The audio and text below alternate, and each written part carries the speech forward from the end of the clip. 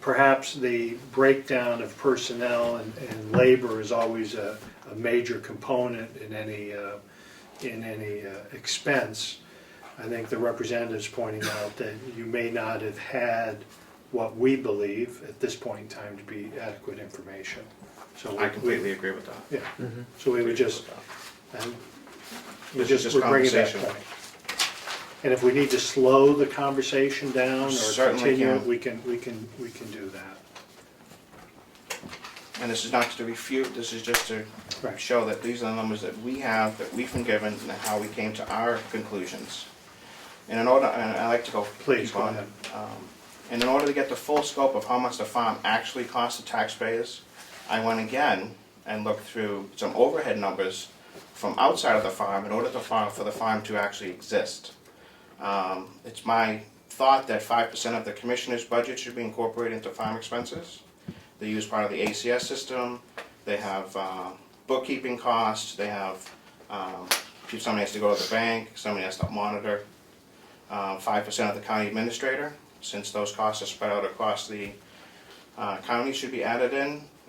At least 10% of the auditing expenses, because it is an audited department, should be added into the costs. 5% of HR as well should be added in, because they are employees, they cost benefits, there's maintenance within their employee folders. 5% of the admin building costs, because it takes electricity, time, and everybody else to process those numbers. 2% of the IT budget, because they use part of the ACS system.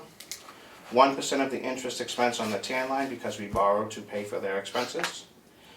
And which gives you a rough overhead cost of an additional $45,200. So if you add the loss of $53,000 and $45,000, you get an annual estimated loss, estimated for 2015 of $98,000. Just to have the farm operational. Which the farm committee was not made aware of. I'd like to see the numbers. Yeah, we'd love to provide that to you.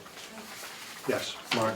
Just quickly, without commenting on the totals Lino came up with, I think his process speaks to the undiscovered cost that I think is often called opportunity cost. I would caution that using those numbers, you know, if there wasn't a farm, that those numbers not necessarily going to go dollar for dollar reduction. But I think he speaks to the thing that isn't talked about, and what would we be doing if we wasn't doing this, which is opportunity cost. Well, I think we'd have more time spent on looking towards the future, care and maintenance. We'd be looking for, you know, admin costs would go down, IT costs would go down, not go down, but they would be less expensive. Not having to care for deposits and maintain listing sheets and Excel sheets, and having, you know, it could be, you know, another 10% of Kathy's time that could be recouped for other areas that could be better suited. Right. And those, if I might, those are real costs, and they need to be considered in some fashion. I think one of the things the commissioners have done, and we haven't got to this point yet, but I guess how it's going to work, but we want the delegation to fund $10,000 so that we can participate in a long-range plan on what to do with the asset that we have. I forget exactly what the name we were using, but it's Agricultural Study Committee or Study Work. If we were able to do that, then we would go a long way in leveraging some funds from, help me out here, Steve, with those charitable trusts. Yes, other potential funders. That would actually allow us the expertise to really sit down and look at what we should do. I understand that part. I don't want to go there at this point in time. Well, I just want to Because introduce that into the conversation. Yep, thank you. And somewhere in here, that $10,000 request is in here. No, sir, it's So not. that's why I wanted to introduce it. Thank you. Steve, something relative? It was follow up on Mark's, but Mr. Chairman, if you want to just hold that off now, then I can wait till a later time also. Okay. I also want to thank Steve again for the hard work. Oh, believe me, I've, Thought with, and I applaud you and your committee, sir. Well, it was the committee. someone's gotta sit at that chair in front That's of right. me. Never underestimate that when you're sitting in a room. Especially when your back's to the door. Next couple of So, do you have other points right there? 'Cause we might as well just go right No, to finish. that was it on just the farm, and, again, if you were given different numbers, I apologize, but these are the numbers that we're given in order to be able to do our budgets. And I I'm apologize for gonna the open some frankness, time at but- the end, Steve, so we can have a conversation about findings and all that sort of thing. Thank you, Mr. Chairman. And we'll have that opportunity. I just wanted to get us through the budget if we could, and see where questions Fair are. enough. May I also have 5 minutes to make a statement? 30 seconds, you got it. Oh, 30. All right, yep, I can do that. No, at the end. Oh, yes, When- yes, at oh, yeah, Steve, no, yes. no, yeah, certainly, Before you make too many final decisions. certainly. Oh, yeah, certainly, I apologize. Okay, so septic removal, we've been through electric, septic removal, we went out to bid, came back about the same, but I believe there were some savings found in some areas, so. Diesel fuel.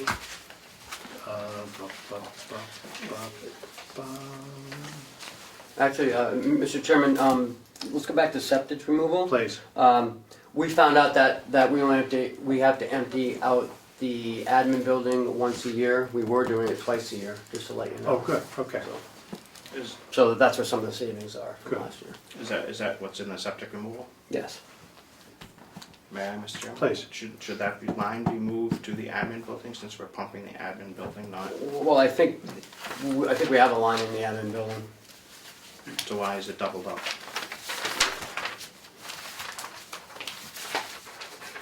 So you just check on that and see if it's I may have coming out the other misspoken, end.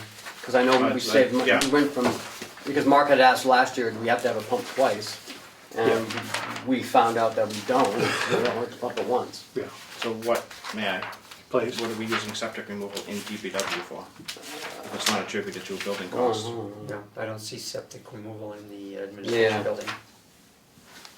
And neither is it in the nursing home, so it must be countywide, so.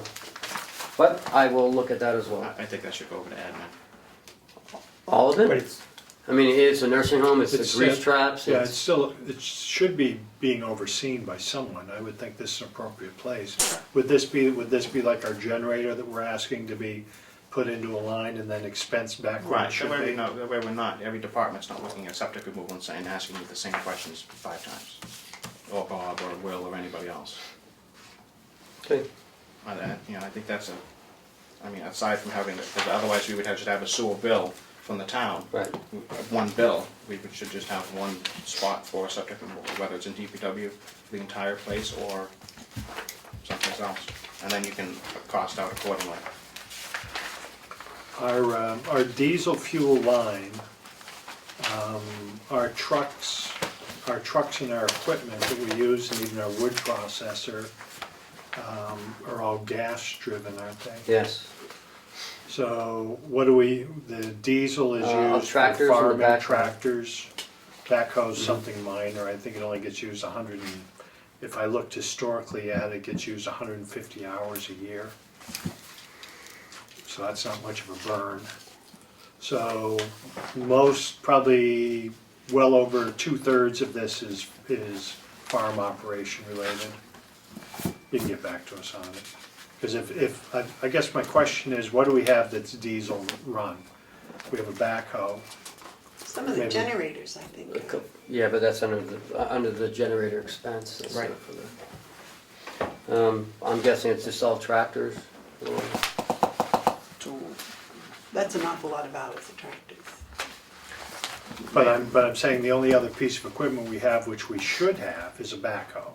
We need some way to be able to move material and take care of our roads and that sort of thing, so.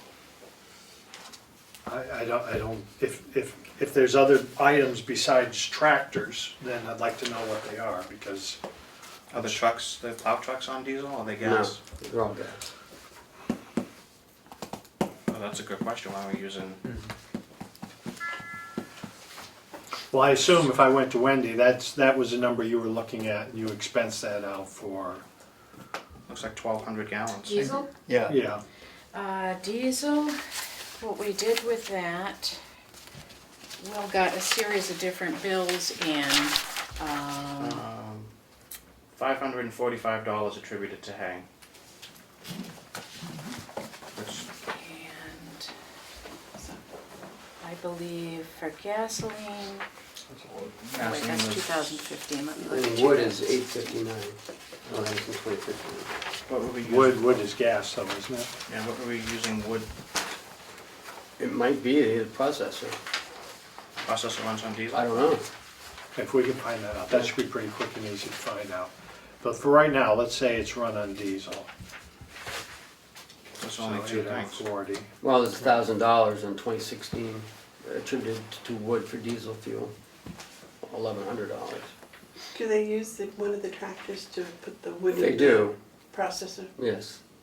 And they used it to go get the wood and bring it back, but But they use the backhoe for that. yeah, but that's what, I call that a tractor.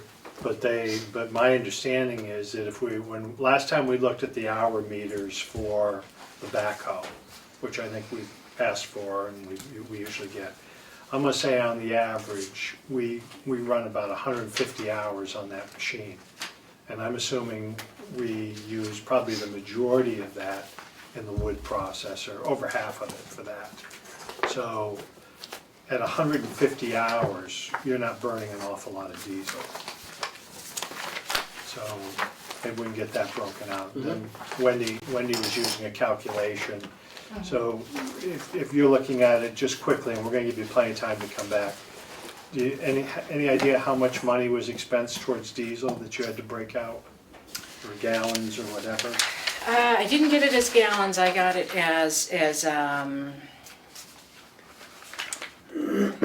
a dollar figure. Okay. And, yeah, I believe that was we're looking at 2016 for diesel fuel total for the farm and DPW, I had $2,949.99. And I believe,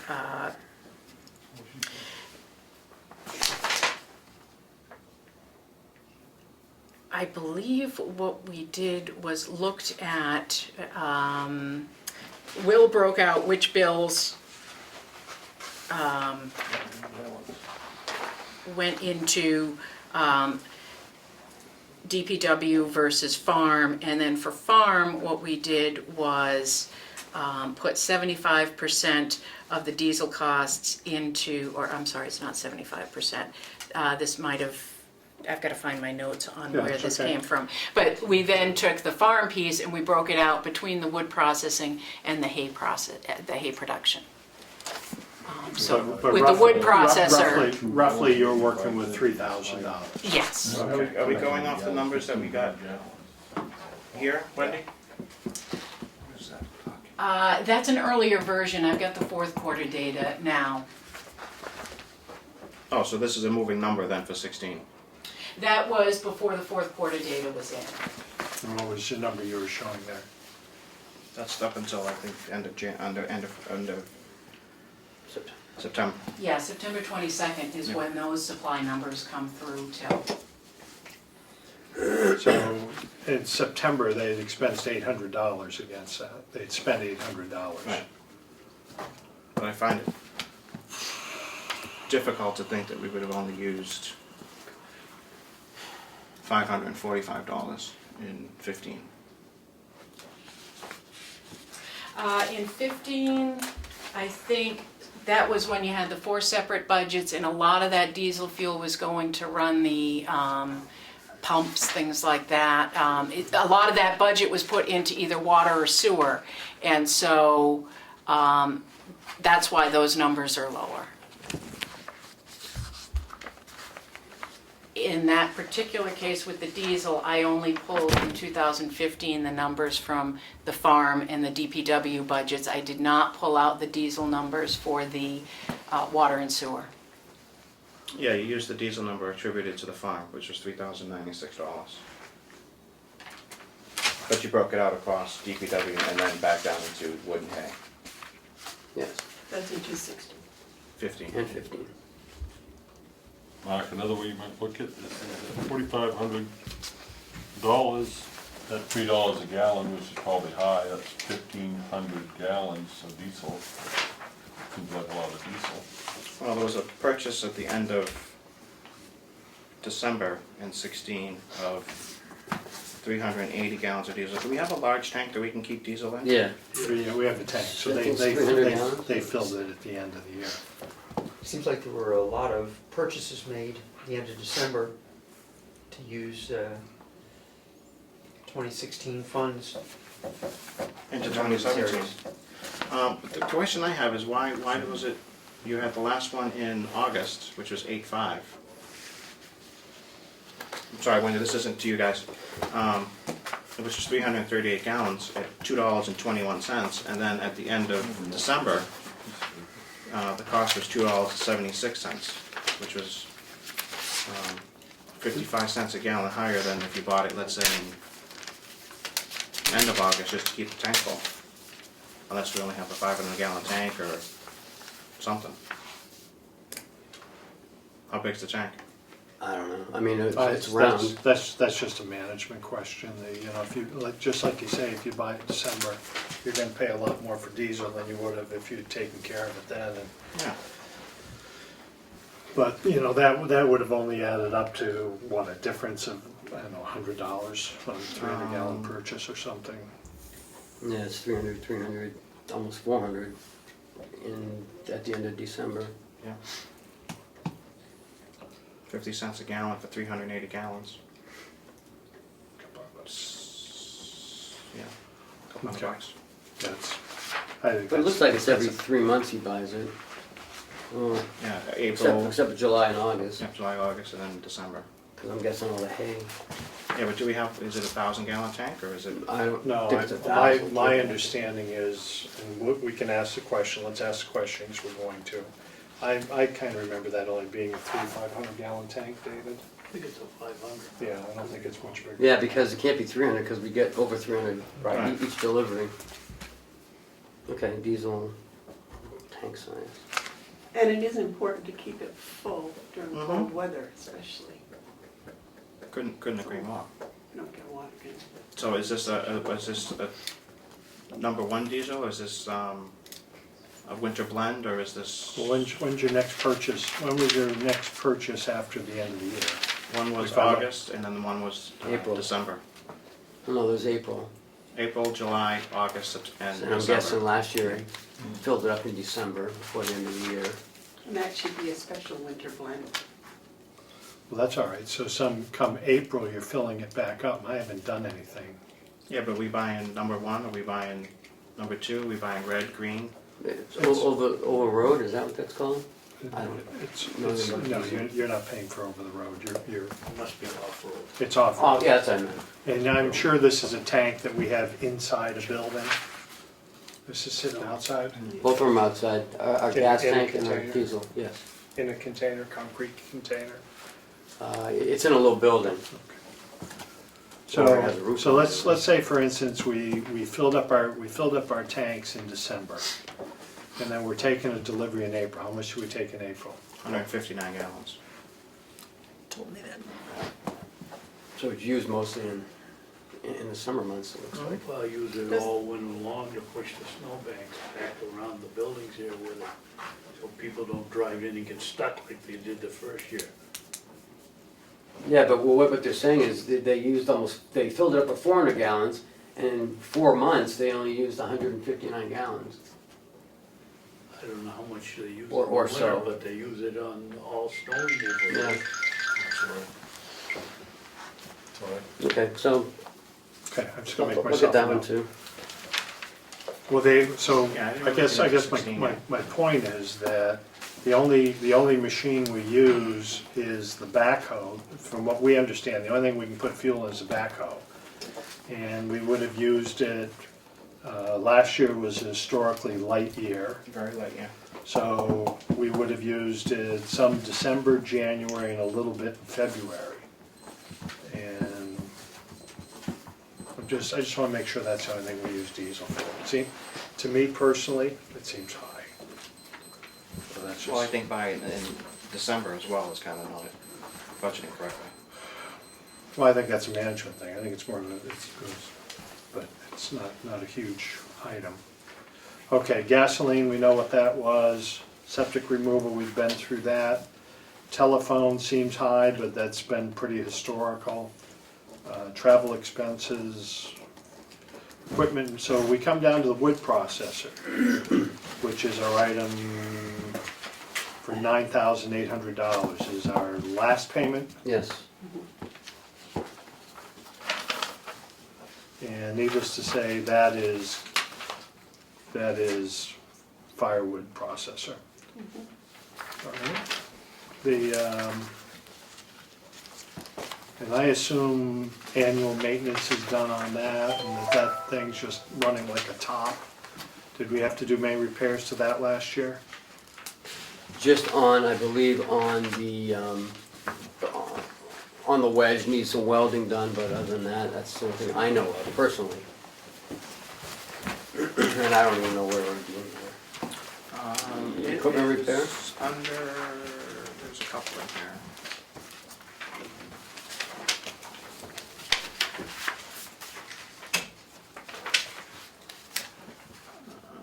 Repair wood processor, equipment repairs. Looks like Van Dyke fixed the $180 for something, and then filters, battery, and the rest of it's not really broken, separated out. You did the wood split thing, the wood split piston. How old is this? Right now, currently it's 4 years. Next year, well, this year, 2017, it'll be 5.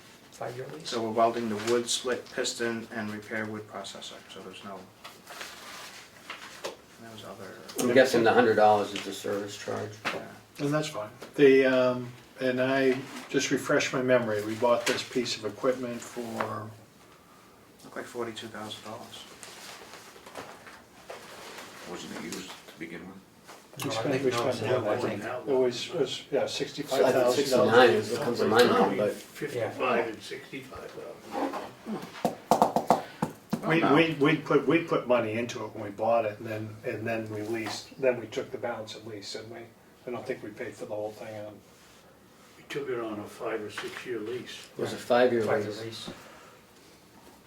But is this replacing another one, from what I understand? I don't think so, or maybe there was an old one. We did, but did we Yeah. trade that or sell it, or we have, Yeah. we haven't, That one, Yeah, right. Well, we sold a saw or something, we sold it to Alan, I think. okay, yeah. Okay.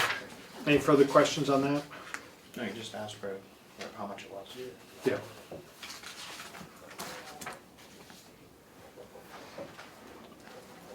So I guess, so it sounds like we've just done routine maintenance, that sort of thing. It's been a good old machine. We're down to $10,000 basically in this budget. I've got to believe that for some reason we weren't in the wood processing business, that I would believe that that piece of machinery probably has a value 2 to 3 times that. Of the payment? Yeah. Oh, I don't know. Will has indicated that he expects another 5 years out of it. So I don't know what that translates into in value, but there is still life in it after we're finished paying for it. Okay. Well, if its life expectancy is 10 years, it costs us $62,000 and $6,000 a year in depreciation. Okay. Vehicle expenses, that, we're showing $2,000, but is vehicle expenses also the repair that we put more money into that? Am I wrong about that, or is that still, that money we had to put into tires and that sort of thing, where did we? Yes, we transferred money from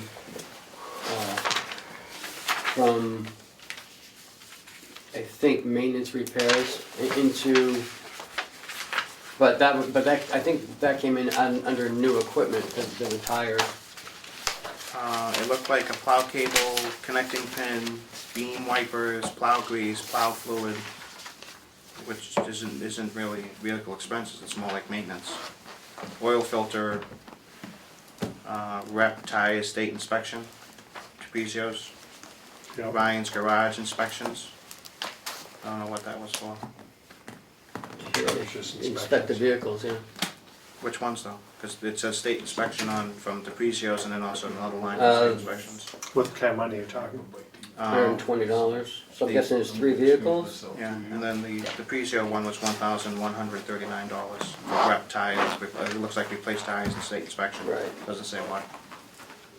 And then there was another one for Sullivan Tire Company's Ford Duratrack BSW tires. Oh, okay. Yep.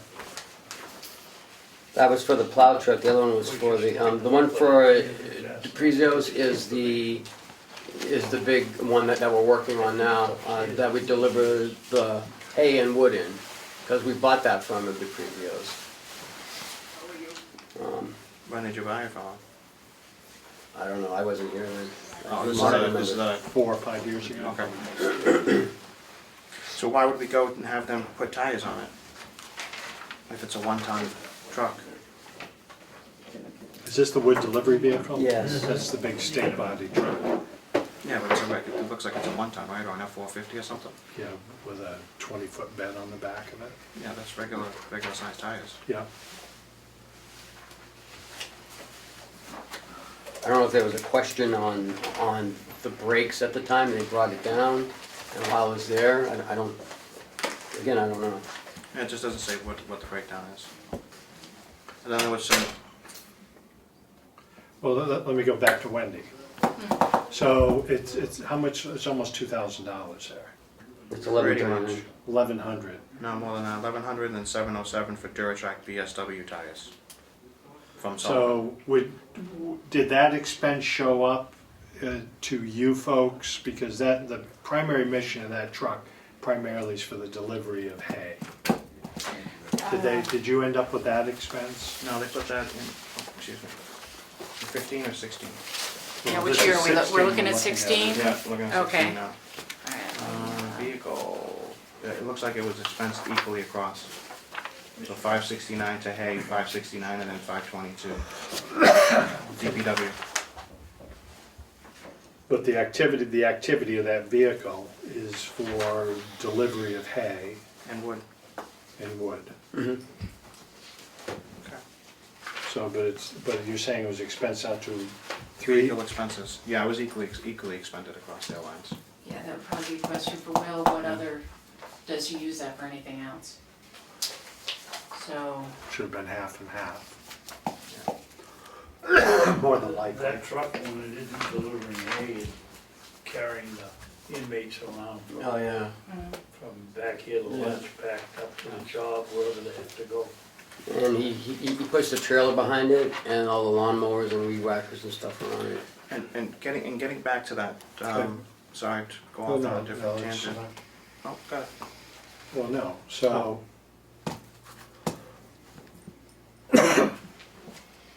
So we're using that great big state body to haul 3 people around. And all the Some days 5 or 6 people. But we also have a pickup truck. And do we also have a trailer too? Do we also have an equipment trailer? Mm-hmm. Yep. So I would assume the equipment trailer is where we're hauling our equipment. Mhm. And the only thing then is, what's the best use of a vehicle for haul? I'd still say you would, in my world, you would have expensed that to firewood and to hay. Yep. And then whatever decision you're making on, I don't take the biggest truck I have to haul a couple things around, so. But that's a management issue. So I'm just saying on expense wise, it should have gone to those 2 items, in my humble opinion.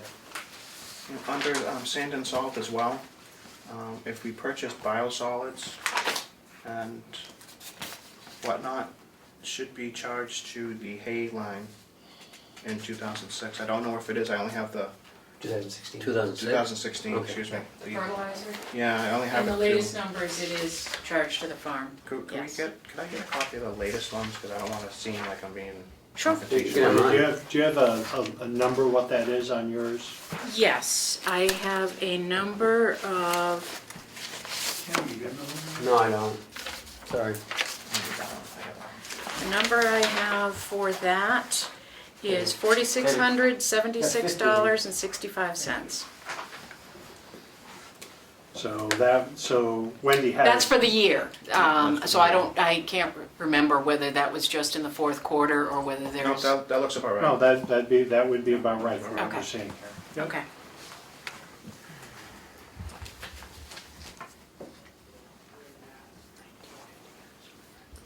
So we got more production in, looks like we got more production in 16 from hay, yet we're attributing less time to it.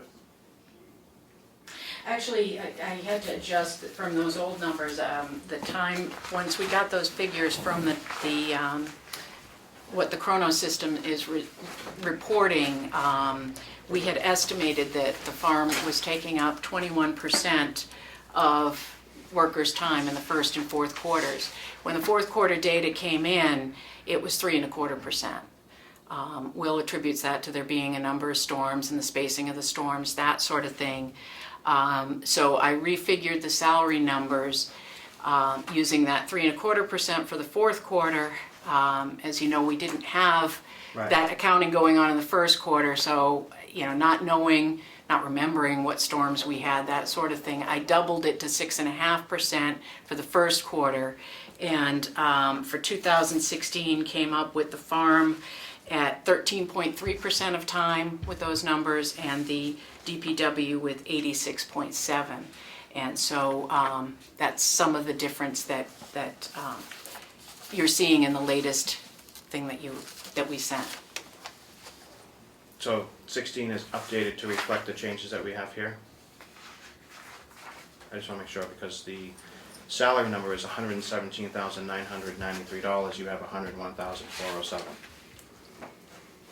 The number I have in the 2016 is, yes, that's 101,407.13.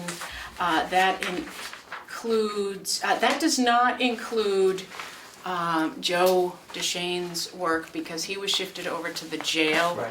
in the after the first quarter, and it did not include Wayne McBrien's. And again, those were decisions that we made as a committee, saying, okay, it looks like he's focused on water, sewer, and DPW. I did find my numbers for 2016, and if we were to put Wayne back, 2015, I apologize. If we were to put Wayne back in there, his impact on the farm budget with salary and benefits was $4,786. And that was looking at the farm budget being 21% time. So I can refigure the numbers for salary with Wayne back in there, if that would be helpful, and use the new percentages. Because what I'm guessing is if Wayne cut the lawns and would free Will up to do more focusing on the farm, that would also have to be captured as well.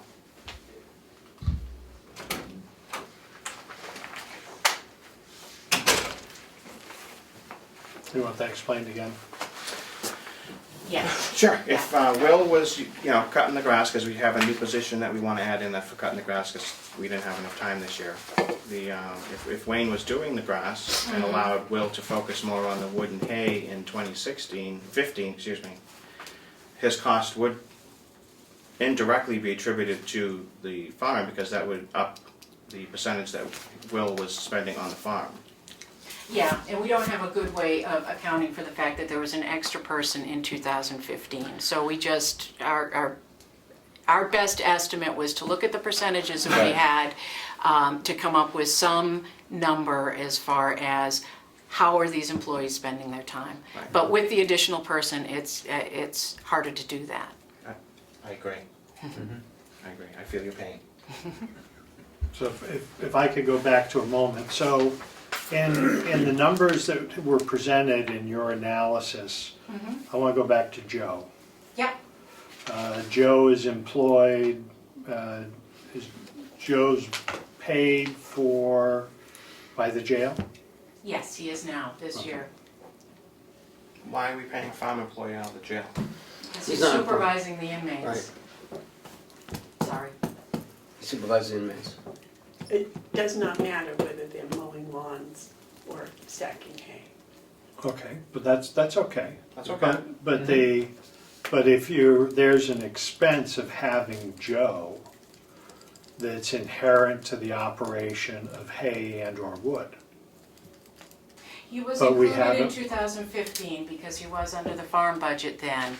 And again, we decided as a committee not to include him in 2016. Okay, so in We two- can put his information, actually, I ran it just because I was curious, and if we look at it with the 21%, again, I haven't rerun it with the 13%, but his impact in 2016 would be, for farm, salary and benefits would be $3,198.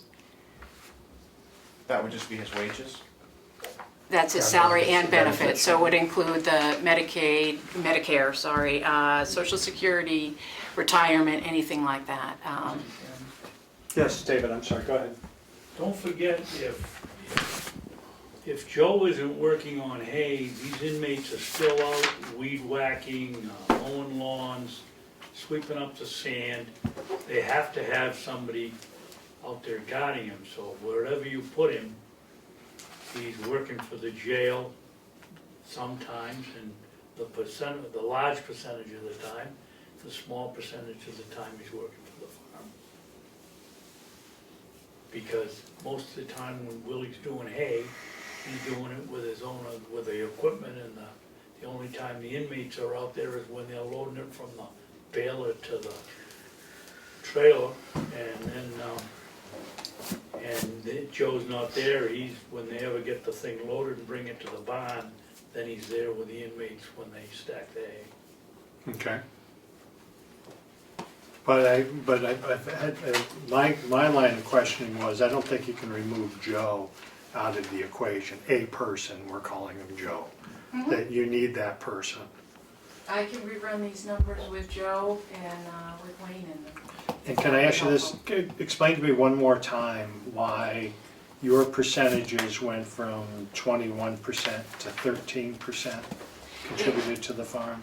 It's because when we came up with that 21%, we were looking at second and third quarter salary information and the breakdown of how employees coded out their hours in the second and third quarters. We made an assumption that, because we didn't have first quarter and we didn't have fourth quarter, we made an assumption that, all right, let's say 21% of their time in the first and fourth quarters is going to be spent doing farm-related activities. They're not going to be doing hay because the hay is not, there's nothing to do with hay in those quarters. We put it all into wood production. So we said, all right, let's assume for the first quarter and for the fourth quarter, they are spending 21% of their time on wood production. Those are the numbers that I presented as part to the commissioners several months ago. Since then, we've gotten the fourth quarter data in, and when we look at the breakdown of how employees spent their time, only 3.25% of their time was spent on wood in the fourth quarter. That seemed like, a small amount of time based on, and it seems to be related to storms, that sort of thing. So I doubled that to 6.5% for the first quarter and then ran the numbers again. Those are just, estimates of how can we best reflect where these employees are spending their time. Ken, do we have some feel how many hundreds of bags of firewood is over there bagged right now? I believe we have almost 4,000 bags. Sitting over there right now. So some of that work would have been done, continued to go on in the third and fourth quarter. Okay? From the data I have, 43 hours were spent on wood production in the fourth quarter. That seems pretty light. Go ahead. That's 1 week work, one week's worth of work. I mean, this is directed to. What is everybody doing for the other 40 hours?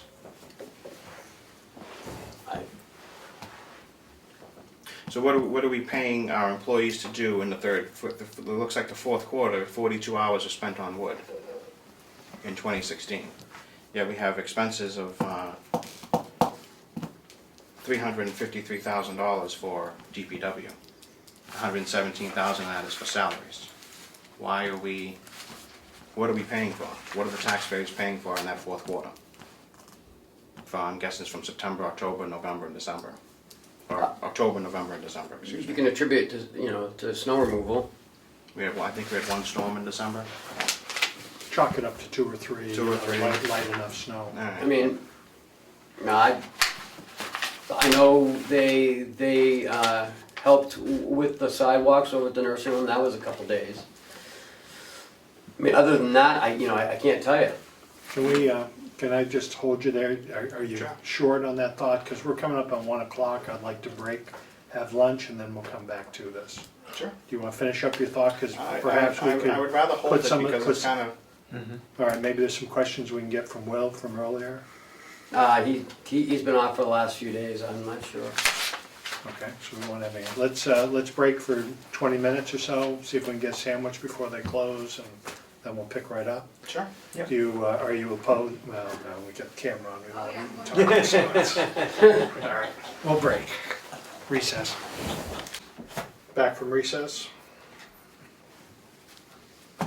What did you want to have for casual conversation before Ken shows up? What we're paying for in the fourth quarter of 16 in the DPW. What kind of breakdown of what they're actually doing?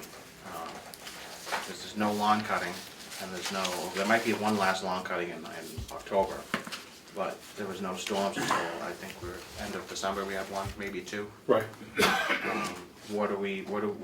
What's going on? What are we doing? How's their time being audited, or who's managing that department, stuff like that.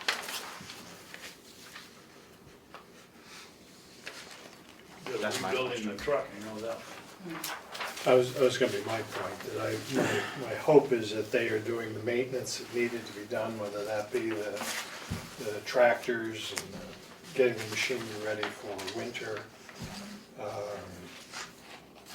And then we also have to begs the question of what's going on in the first quarter, January, February, March. No lawn mowing, no Snow. snow and whatnot, there's no.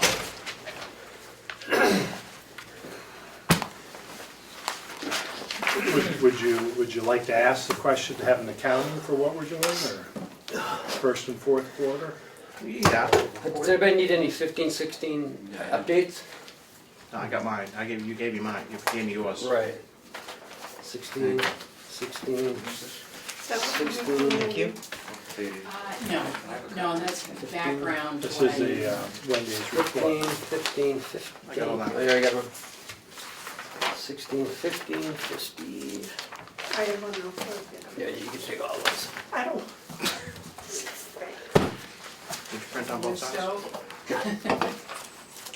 I hate that.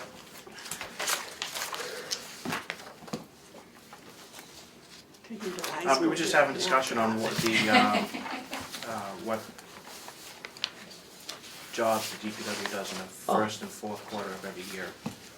Okay. Seeing the last 2 years have been, this year and last year have been really quiet with snow removal and maintenance, I would probably hesitate to say that we should take a look at that department. Okay, will do.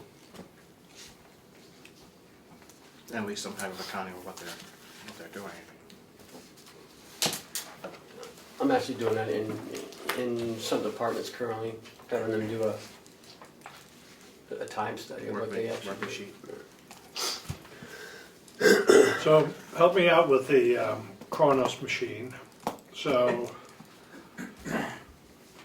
we asked this year that, or you asked, someone asked, that they break out their time for what they're doing. And that happens through this process, the Yes. Kronos. So It happened in, we asked in February, the end of February, the beginning of March, we implemented it in the second quarter. April 1st? April 1st, so the first quarter was completed. So how, I'm of an age that when I went to work in the factory to make bottles, I put my time card in, punched, and I walked out and I was done for the end of the day. They knew what to pay me. How is the Chronos system work? Real simplified. Everything's codes. When you come to work here, you're assigned a code, depending what department you work in. And when you punch in your code number, and it automatically assigns that to your job code. Okay. LNA, say it's 052. That's what their job code is. It can only accept one job code per employee, unless we override it. So there's 3 different job codes at the DPW. And at the time, we were just looking for hay and wood and what we do in DPW. So those 3 areas. So when they punch in the morning, if they're, and even Will does this, and he's an exempt employee, they would punch in wherever they start. Say they start in wood, 013 is wood. And when they're done that, they would punch out and then punch in, if they're going to hay, they would punch in 017 until they're done, and then they would punch out. So, Everything else would be DPW. So where's their entry point, their data point? Where's that? In the farm, Okay. building. It's in the farm building. So they come in at the beginning of the day. Do they punch in as DPW till they find out what they're doing? And then they physically walk over and we're gonna hay, and they punch That's a in good hay. question. And then they finish hay, they run back there and they punch. I'd like to know that. Okay. Because I would assume that they don't know where they're going at the beginning of the day. There's only a couple of them, they gave up. Yeah. I was saying there's 2 of them. Yeah. It's not, like it's a Right. 10 or 12 person department, Yeah. so it should be pretty set. I would think so. And we wanted to do that because there was questions on, we didn't even know how many hours they did in hay and wood and whatever. So getting back to, Let me just finish on that. So I've checked in for the day at 7 o'clock in the morning, 6 o'clock, whenever those guys started. And I punch in hay. They go to work. I'm logged in now as hay, right up to the point that I switch over. But I can't go back into the system and adjust that. No. Only a Yeah. supervisor can. Right. who's the supervisor at the farm? Well, Well, then we're, yeah. and who monitors? So he can do the override, Sure. it's not central office. No, he can. But Because just if someone forgets to punch in, then he can adjust Well, it. But, still come down to one employee. okay, I got my answer for now.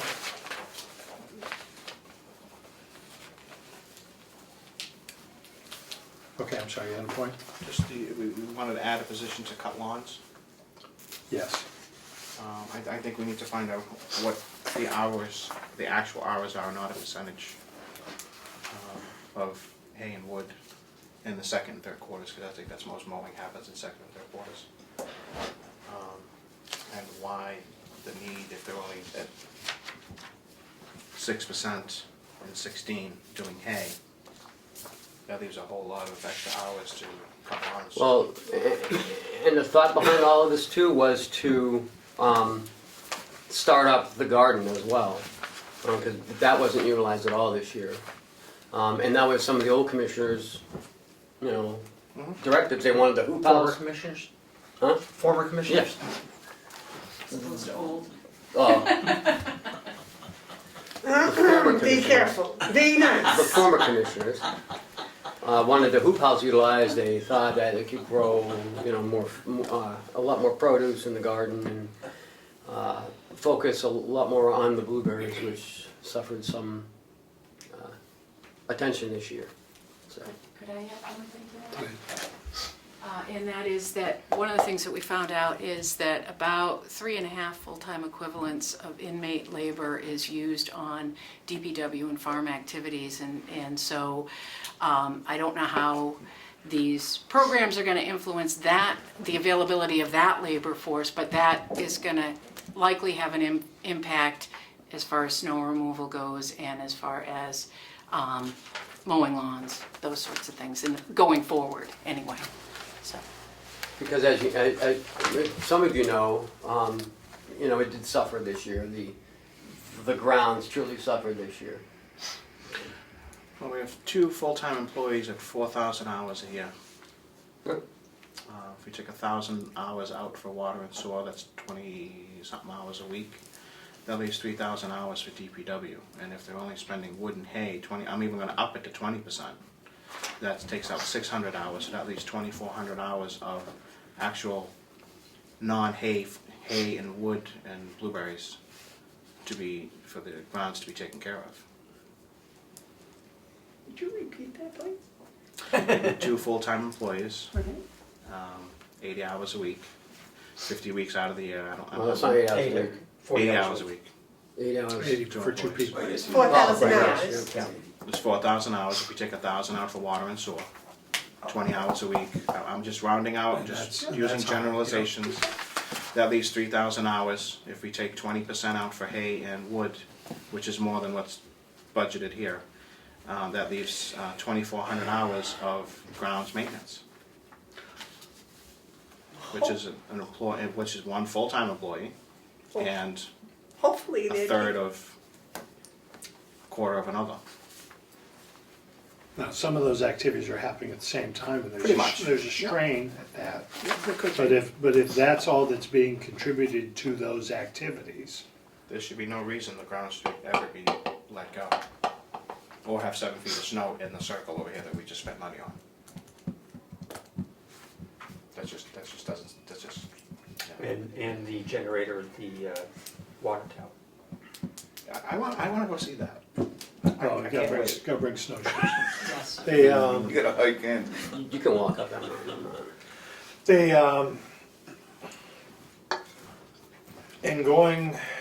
turning a page back to where we were in the process a year ago, when we were looking at the budget and where we thought an appropriate amount of money was to be pulled out of that budget. And when we pulled $90,000 out of the DPW budget, it was my thought, and possibly some others, that by doing that the department head and the commissioners would then evaluate what was important to them, what activities needed to be continued, which ones didn't need to. And it was never in my mind's eye that not taking care of the grounds would ever even be considered.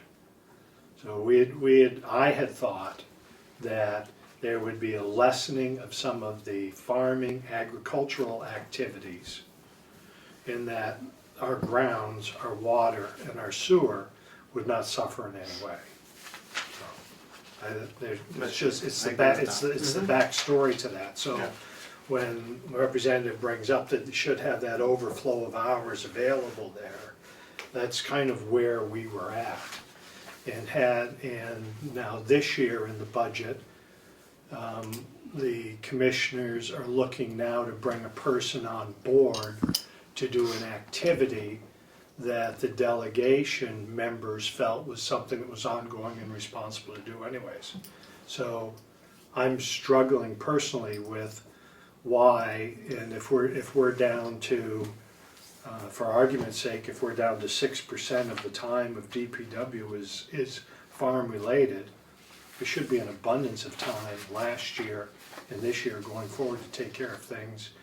And looking forward, knowing just this one incident of salt waste banks sitting on top of a $5,000 improvement just makes absolutely no sense. And buying 50-pound bags of salt.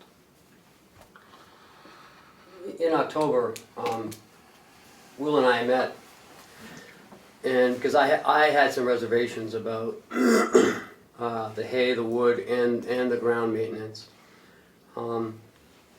I wanted to find out which would be more profitable for the county, to hay or to do the wood. And Will and I both agree that if anything, we would like to see the wood go.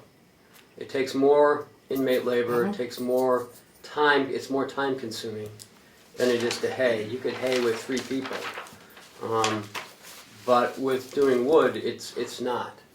And I brought that to the commissioners, I prepared them for that, as that what was my recommendation at the time. So, it's not like we haven't looked at this already. I have, and so has Will. I always wanted to get rid of hay. I thought wood would be more of a, you know, of an income generating center, but it just doesn't work with the amount of inmates that we are not going to start seeing. It takes, Will says, between 7 to 9 inmates to do the whole process of bagging it and stacking it and whatever. Whereas hay, again, you could do it in 3 people.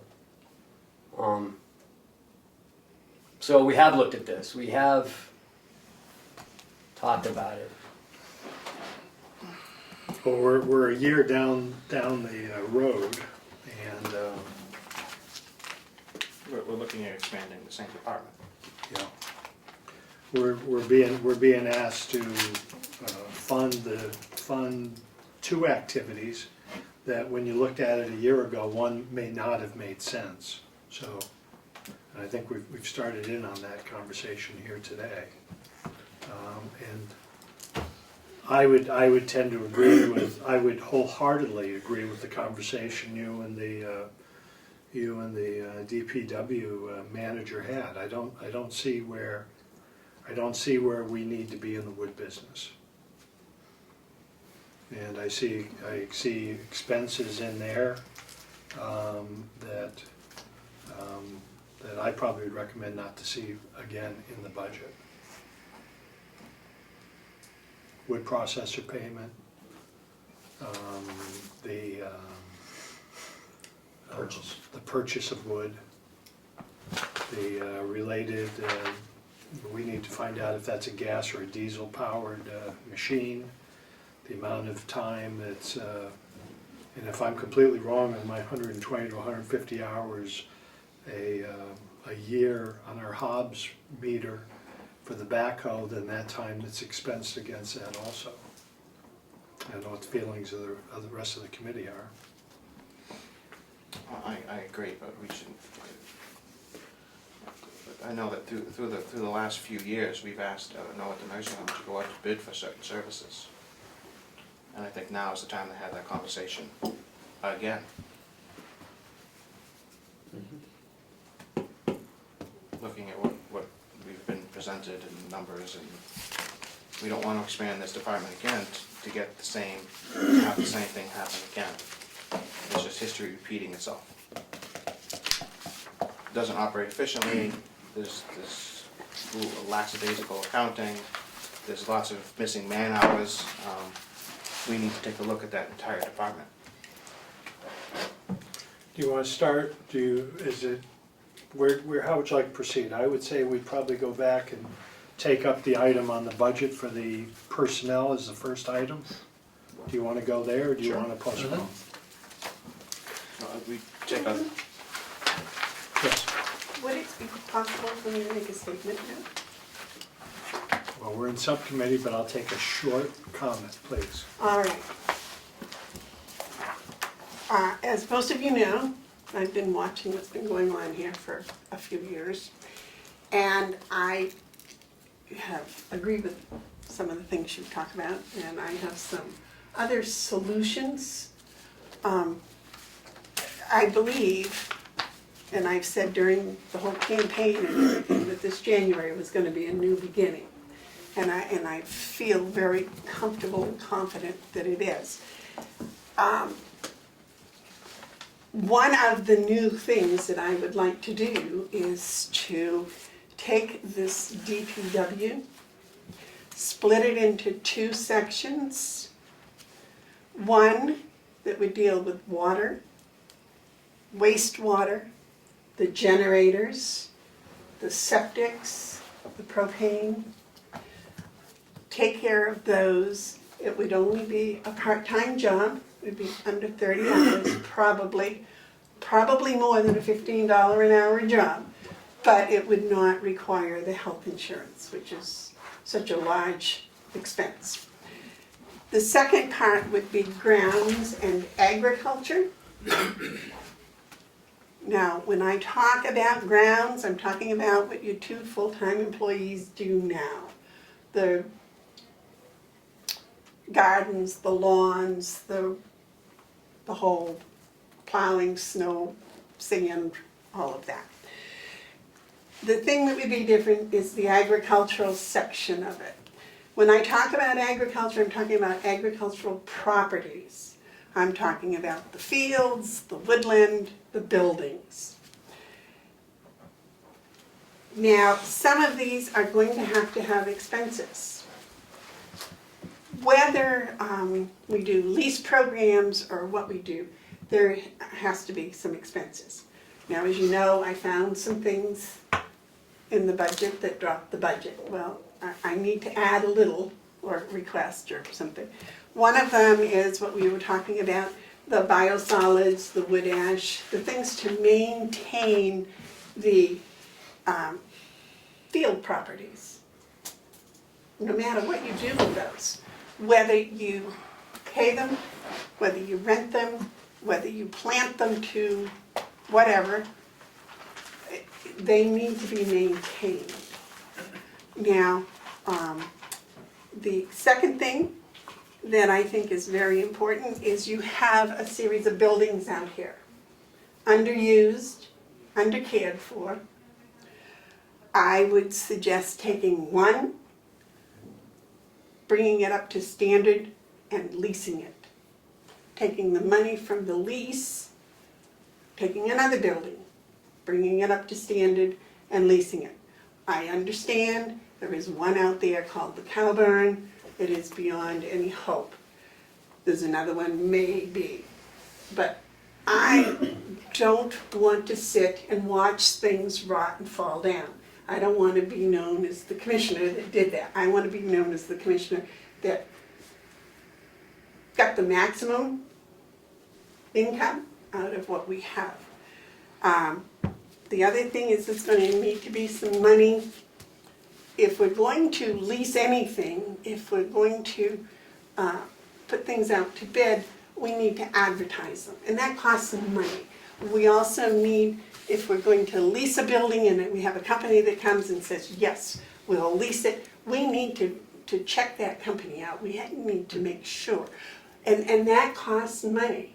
We need to do background checks, we may need to do financial checks to make sure they got enough money to pay the lease. Now, I know, I'm thinking this is around a $17,000 piece. That includes now your biosolids, which apparently is in the, I couldn't find it, but apparently it is in the 2017, which I'm glad to see that. 2016. Yeah, but they're doing about the 2017 budget. But, you know, would want that in there. The other thing about this extra person, the buildings out here, if you're going to expect someone to come in and lease or invest in something, it's going to look like we're being successful.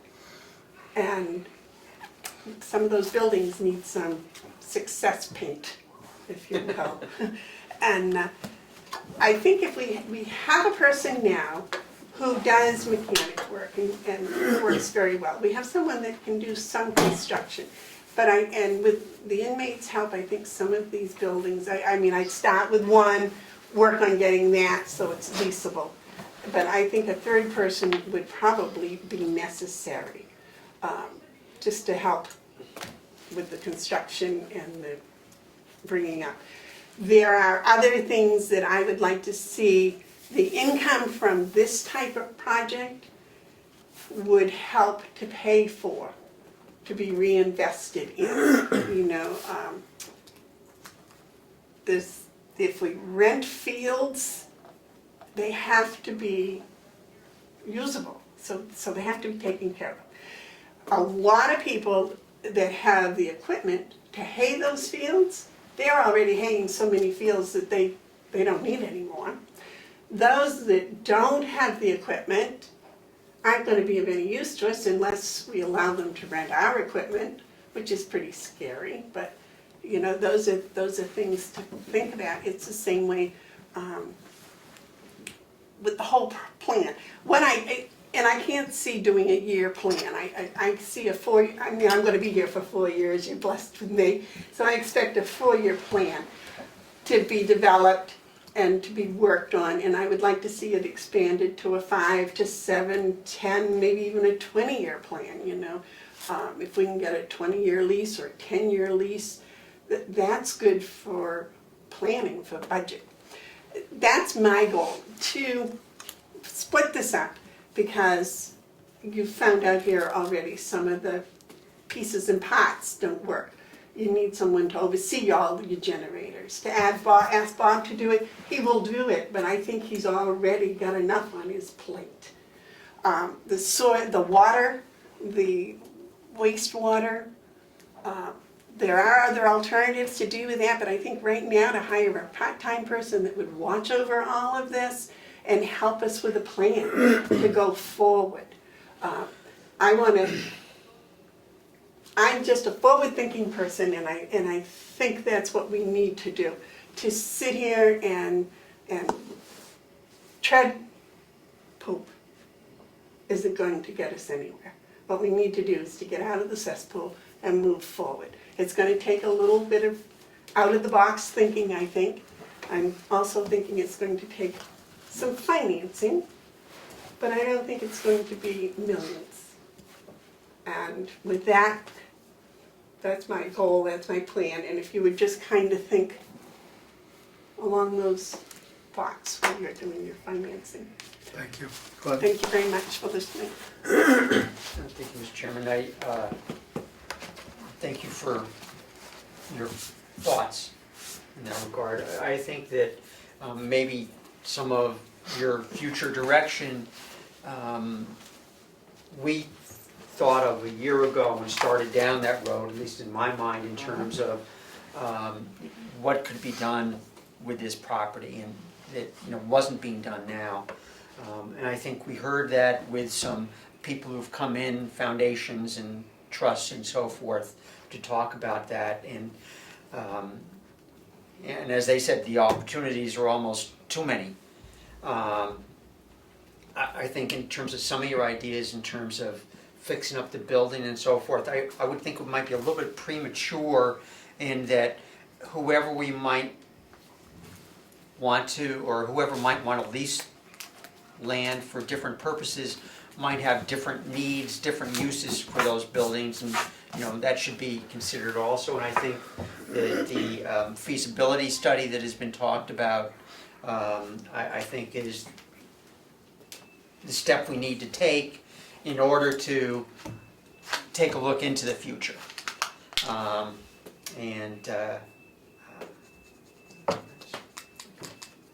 just touch on a couple things. I'm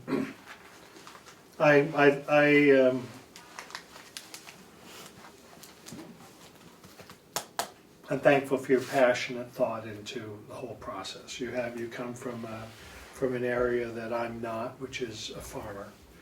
But I'll tell you what my father always said every time we drove through Vermont, and people keep driving to Vermont all the time. You know, why the hell don't they paint their barns and stop them from falling into the ground? He would say it every time we went there, and we have Vermont family that we would have the same observation. That barn's still worth more money today than it was 20 years ago. So I share that, you know, I think we're a little premature. I think it's a great idea. When we had the farm tour, I'm looking at that. When I'm hearing from the gentleman from up the road with his alliance, and he's looking for space, and I'm pulling him aside and said, what about that space there? And you know, I think those conversations can happen. If there's one thing I know about farmers, they don't want to spend the long dollar. And they're awfully good at making do with what they have. I don't want to discourage the thought that there are plots of land here, there are buildings here, there are many things that we should be arranging revenue if that's the best and the highest use. And people have worked very, very hard on that. I think we're oversimplifying water and sewer. This campus can be shut down, we can lose lives in a hurry at the nursing home. And if the chlorinator's not working right, if something is not looked at on a daily basis and something flies into our reservoir and dies, you know, there's so many things. It's not a minor item. It should be at the higher list of things that we should be doing. So I don't, other than sending someone out to test the BOD in the sewer and to reach under a faucet and grab a water sample, I think that's the most that you can expect a part-time person to be. I want to know that the person's up-to-date, licensed, and when I get up in the morning, I'm thinking about things I have to do not only to stay in compliance, but to make sure my campus is safe. So I don't see that part-time person as being that. I see our secondary licensed person and the person that we probably just licensed as the backup person. But our administrator, if we need to have an administrator, that should be one of their highest priorities. Now, with that said, I think that we could explore, the commissioners could explore whether we need to have that personnel on staff. I know that we looked at the possibility of Selective sourcing. selective sourcing, outdoor maintenance, plowing, and that sort of thing. And I would suggest to the commissioners, just to get that out of the way, that you also turn to someone like the town of Ossipee, who has a water and sewer department fully funded, fully equipped, and people that do that 8 hours a day, 7 days a week. Does that make sense for the county then to employ personnel from the town just to take over those functions? I'm suggesting that as a possibility. I think that we should realistically go out and look at the plowing and possibly the ground maintenance and remove it from where it was put in the past. That discussion, when people come a-calling and I'm thinking about doing it, I think should go immediately to the administrator and not to anybody that has anything to do whatsoever in today's present job. So I think those are two things, 3 things. So if I circle back to where we started the conversation, which is the line item to add 1 person to DPW, which is where I think we started out, which is under, is this salary 09009? Yes. And if I could, Ken, how much money was put in for the new person? 31,200, 31,200. so it'll be 95,088. So I will move that we reduce that line to how much? $95,088. 95088. I move the number. Is there a second? Second. All those in favor will say aye. Aye. Any opposition? Votes unanimous. So with that, then other lines will be adjusted, Medicaid expense and all that sort of thing. Now, if you need, I'll amend the motion if I could to include all related salary lines. Okay. So I will, I don't know if you need it, The I don't think you second need motion, a, we already voted. yeah, we already moved it, so but. I think it's understood. Yeah. Ken will make those adjustments because those would fall through, so I think we're okay with that. Anything else we want to take action on? Should we move on to the wood processor and other items? Tom? Tom? Thank you, Mr. Chairman. Well, I held up the vote here on the resale, repurchase of the wood because I wanted to go through the information that Wendy put together, and I want to thank her for being so thorough on this. makes it a little bit easier to understand what's going on here, but I think that, I support continuing the hay production because there seems to be a demand for this hay, and we need to keep those fields tilled out there no matter what we do. They've already been, the trees have already been cut, and at least this way it breaks even, tilling the fields breaks even, and the hay production covers it.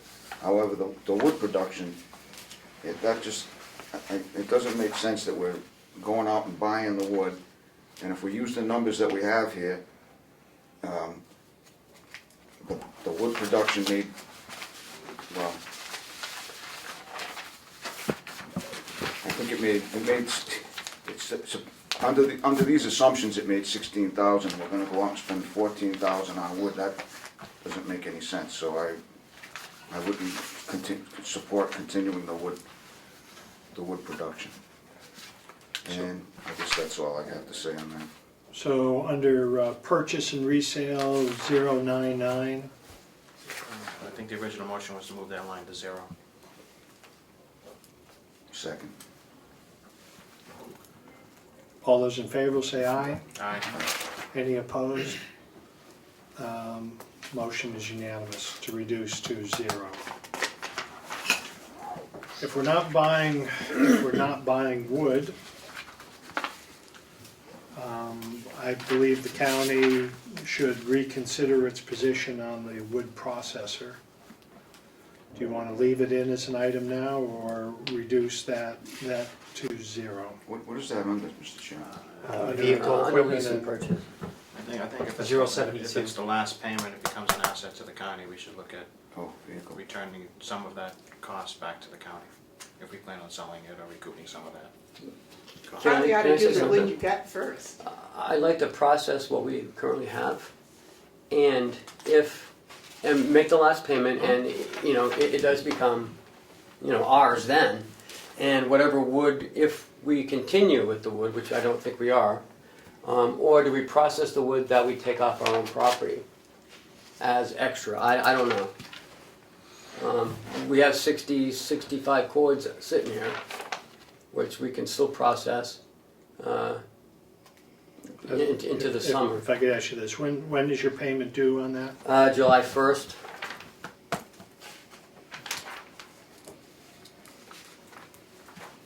So you have full use of that machine till July. Yes. We have 3 months that aren't going to be doing an awful lot. So do we sell it and, It would be for the commissioners to decide what they want to do. well, I mean, if you don't fund it, we gotta sell it, because we have to make the last payment. So I'm asking you to leave that in there. But, it's up to you, because then after we're completely done, if we don't use it, if we don't get a good cut, then we sell it and it all goes back to the county anyways, but. I don't want to, this is my personal feeling. Sometimes in a bad relationship, it's better just to end it and walk away before other people are hurt and feelings are taken out. If we know that there's amount of wood that's going to come off this property in the future, we know that every time we touch it, cut it, split it, move it, it costs us money. And maybe the question's better. It would seem to me that if we took the position to defund this, that you have what'd you say, till July to make that payment? Yes. I know any machine I'm trying to sell right now is worth more right now before I start a season in value and resale value. I think it's better to just send the signal we're done. You have 6 months or so to use that, to plan, to put it up for sale, to do whatever, but to keep that machine not working to its fullest potential going forward, I don't think makes any sense. So,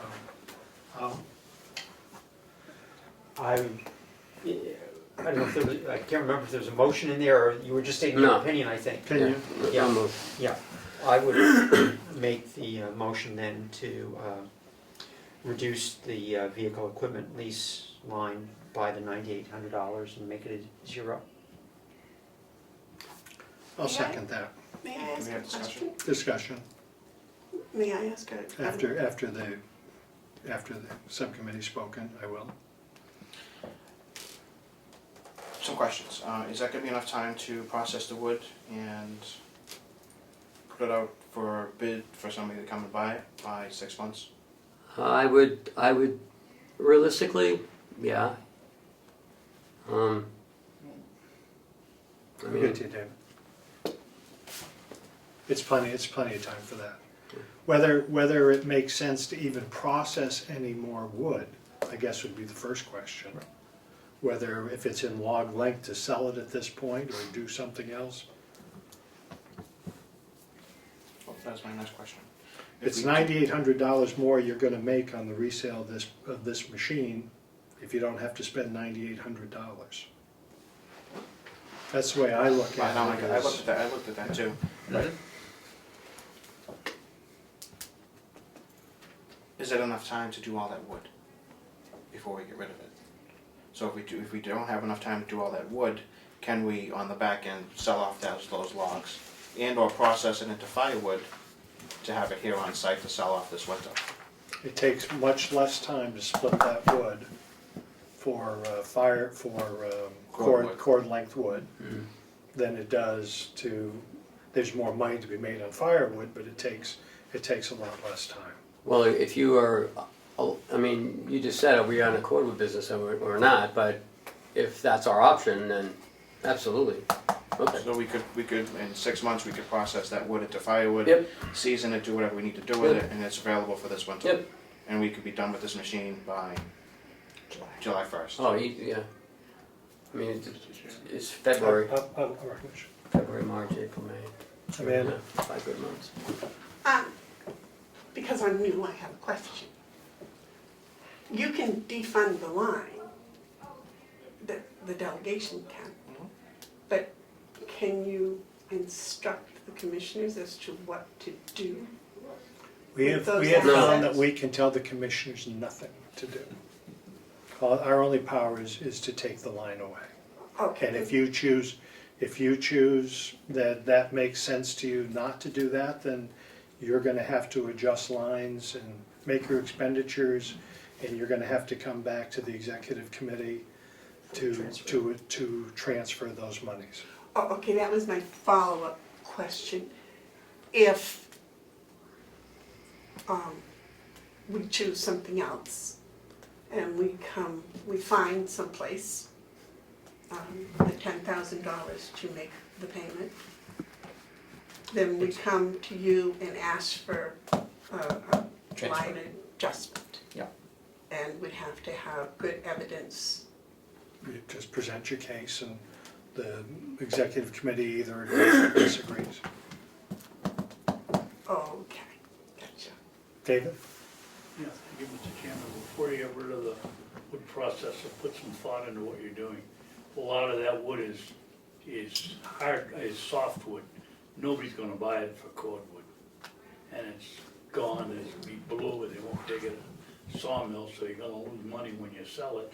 If you're gonna do this, the smart thing is to let us finish out the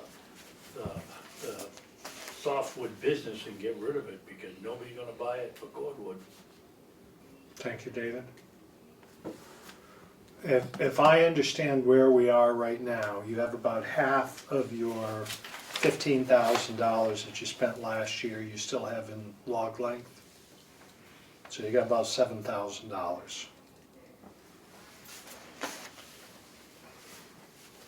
That's all soft, sorry. Yeah, that's, No, It's not all softwood? No, probably, there's not a lot of softwood left. It's mostly hardwood. So we could sell off the hardwood hardwood would be firewood, basically.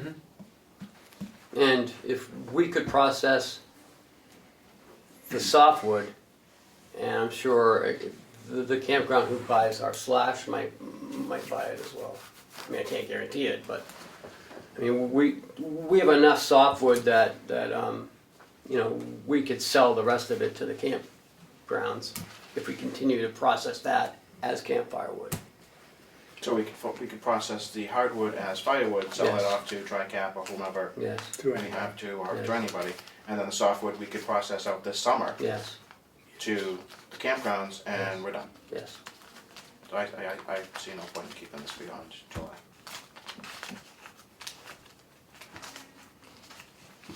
Okay, so, any more discussion? So we had the motion to reduce it to 0. It's been seconded, but we haven't voted. And what is the motion, Mr. Chairman?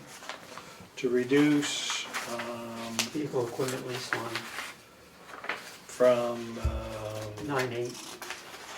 9.8, I'm sorry, I lost track of my Page page. 15. From $9,800 to 0. Thank you. Okay, all those in favor will say aye. Aye. Anyone opposed? Motion is unanimous.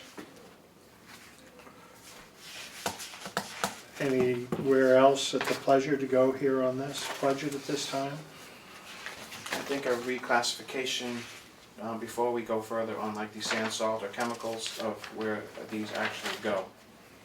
If there's biomass and chemicals and then sand and salt for biosolids, it needs to be moved to its appropriate line before we make any adjustments, in my opinion, Mr. Chairman. Okay. We have, Ken, I'm sure you have a running list. I do, sir. Of questions that we've asked to be answered.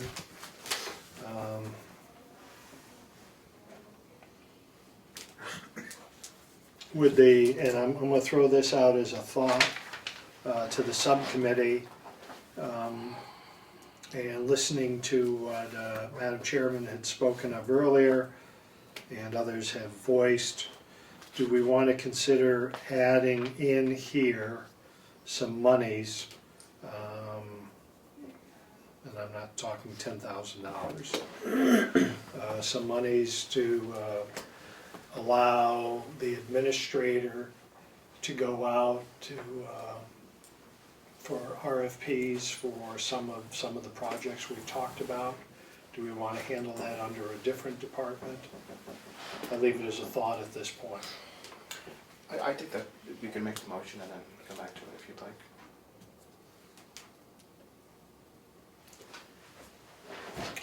You want to make it a formal motion that we? I'd like, then we can discuss it. Okay. $2,000 to offset some of the RFP costs to go out to bid for water and sewer, care and maintenance of the grounds for plowing and mowing of the grounds. Do we want to add that as a separate line item so we don't throw that money in somewhere else so it could be used for any other purpose? Is that possible? I would create a new line for that. Is that possible, Ken? Yeah, I'll have to check with Kathy, but yeah. If not, then we could put it, you know, somewhere else, I guess. I'd like it to be Right. specific Yeah. to a charge. I mean, I guess we could change the unemployment tax expense because we haven't used it in a year or two. No, I would think that we should create a separate line item for that. I'm sorry, Ken. Just- Well, yeah, but we have to make sure that we have those account Oh, numbers. okay, there's extra lines in there, Yeah. okay. Well, it looks like they're missing 12, 16, Mm-hmm. stuff like that, so maybe we could put it in somewhere in Yeah. there. Could you not be quite so restrictive? There's a reason we're being restricted. Well, I would like it less restrictive because there are other things, I think, that should be advertised and put out to RFP. Well, we'll look for a recommendation from the commissioners. But the reason we're being specific is a new day is dawned with our new commissioners and moving forward. And I have a great feeling about the direction that this county is going in. But the history of what we have experienced as a delegation, the members that have been here for a number of years are, if we're not very specific on what a line item goes to, then it's like our state budget that they raid everything they can, and the leadership needs the money, so. I'm in favor of, and if the vote fails, then we'll change it, but I'm very much in favor of opening up a line and making it available for only that purpose. Ignorant question. Is that a line that if we decided we wanted to advertise something else, that we would go to the delegation and ask for, there's no transfer though? I'm hoping to make this specific, that if an RFP is issued or monies are used for advertising for that purpose, it'll be what did we come up with? Carroll grounds, plowing, water and sewer. Okay, but what if we decided we wanted to rent one of the agricultural buildings? It wouldn't fall under that. Right.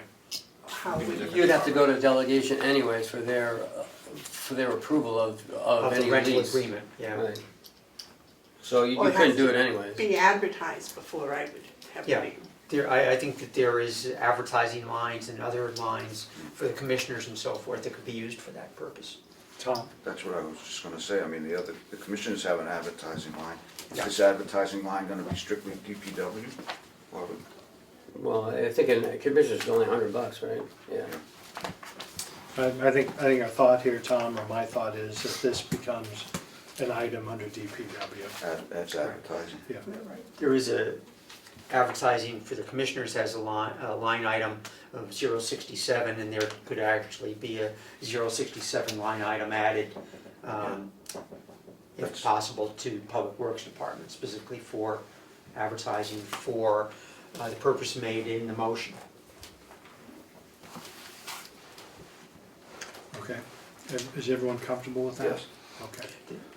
If we just repeat the motion is for water, sewer, care of grounds, and plowing.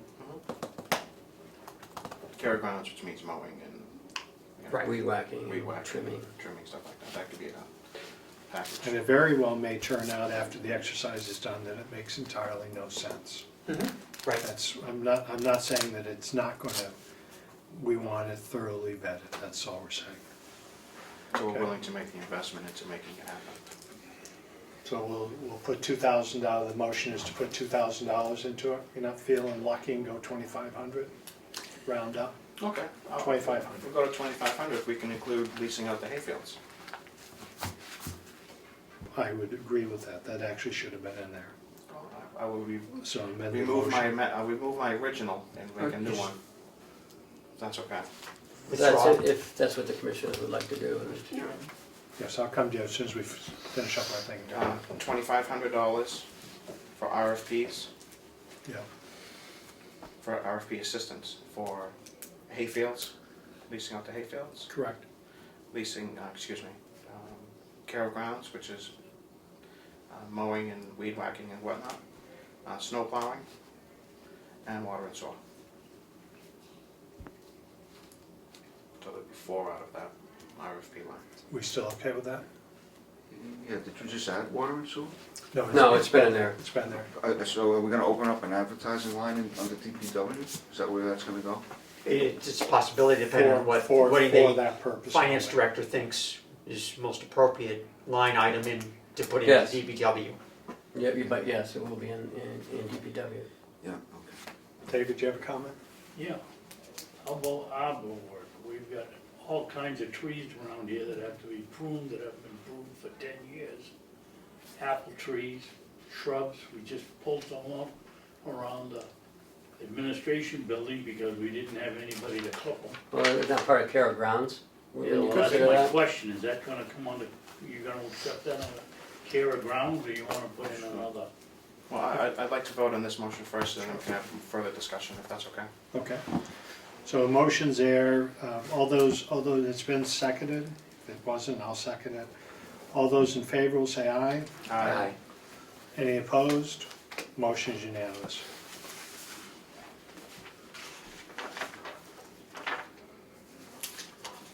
Okay, We do have some hazard trees out in front of the old nursing home, or I'm not sure what it's called, annex. They could be hazards, so.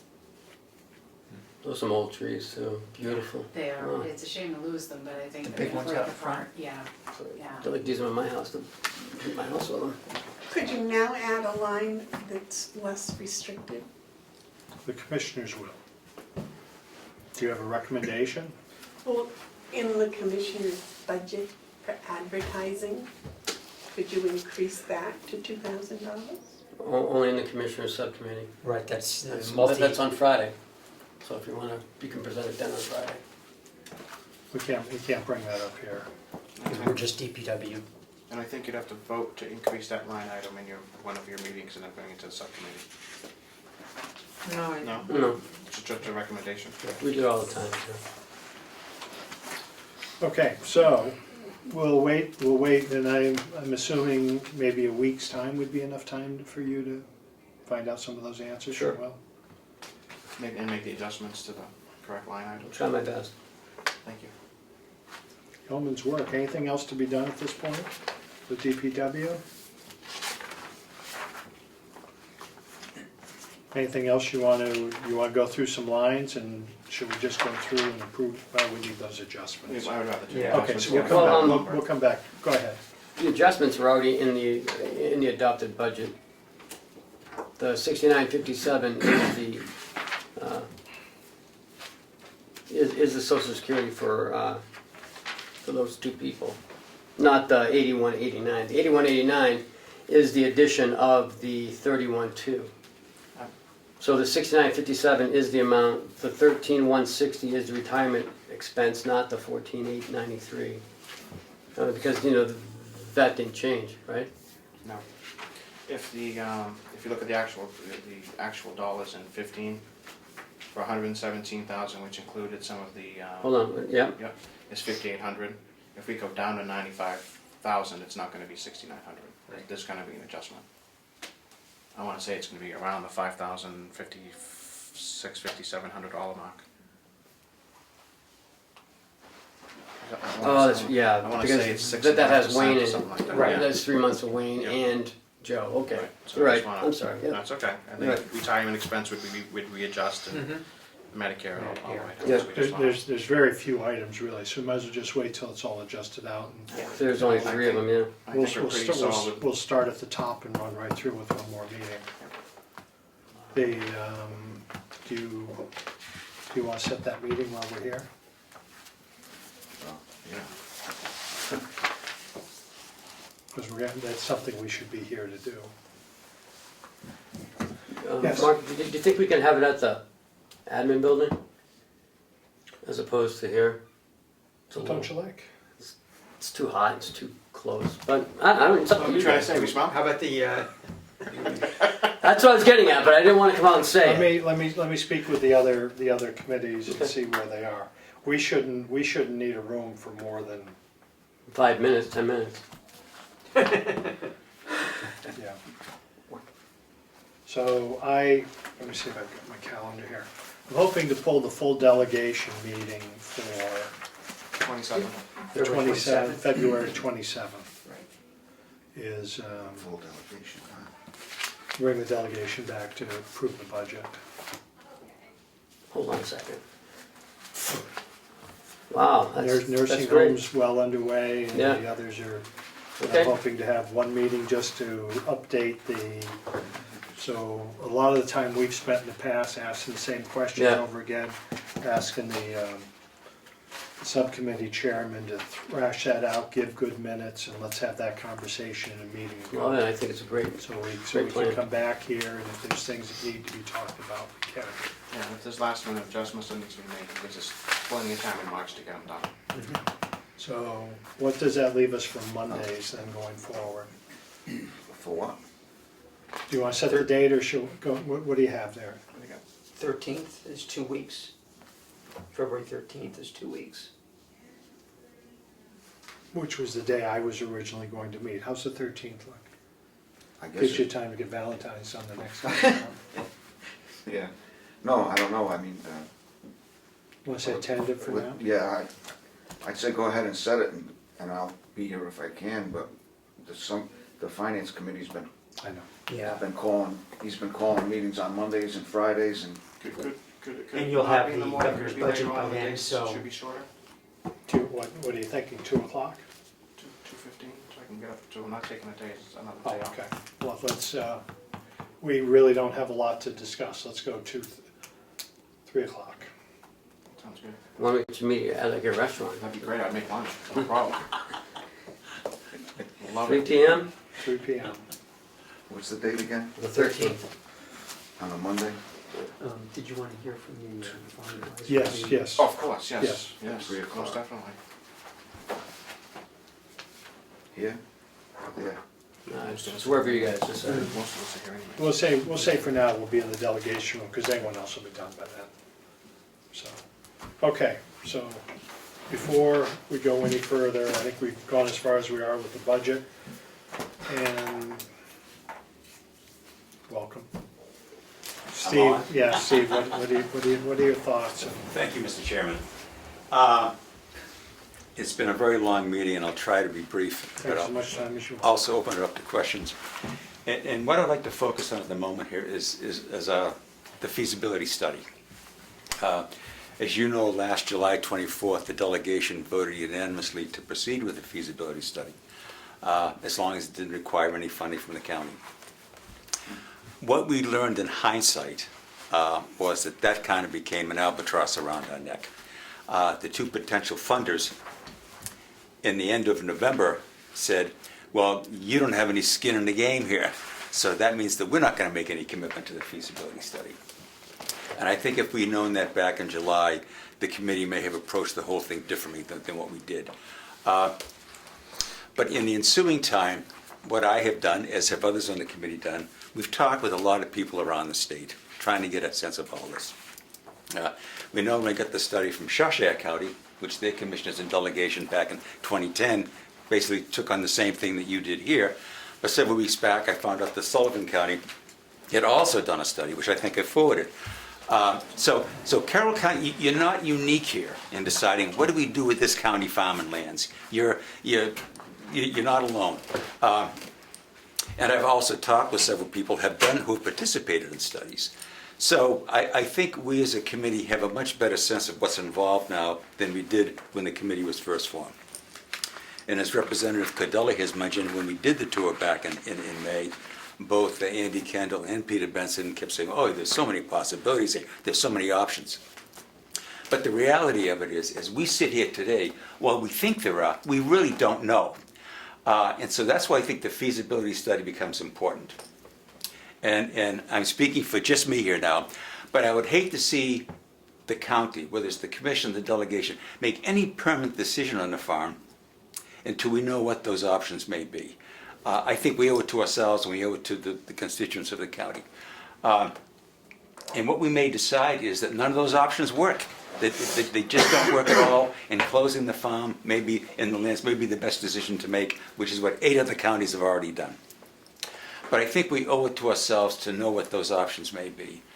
And so what I'm suggesting here, proposing, is that we consider putting back into the budget $10,000 to get our skin in the game, to see what other funding we may find to do that.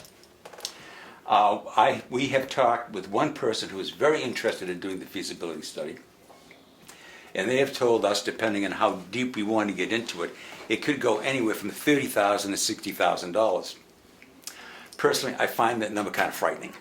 But I think that, again, it's showing our commitment to it demonstrates that others, whether it's the USDA, whether it's other nonprofit organizations, may say, okay, let's pursue this. Let's take a look at this.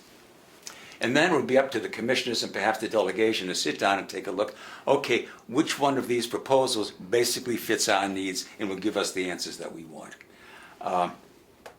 To digress just a little bit here, as I say, I've done a lot of homework on this, but I think today I still have far more questions than I have answers. But what I did do is looking at USDA information, and unfortunately some of that information is 8 or 9 years old. We don't know how relevant. But I have estimated, using back of the envelope numbers, that the food budget in Carroll County is about $200 million a year. Now that's about $6,000 per family, of which there are 26,000 families. Excuse me. Plus, we also recognize that we're a major restaurant resort area. Those people have to eat as well. We have a lot of second homeowners. So, as Representative Lino can testify to. So we produce, so Peel and Carroll County spend a lot of money on food on an annual basis. So the next question is, okay, how much do we grow? We only grow about $5 million of that.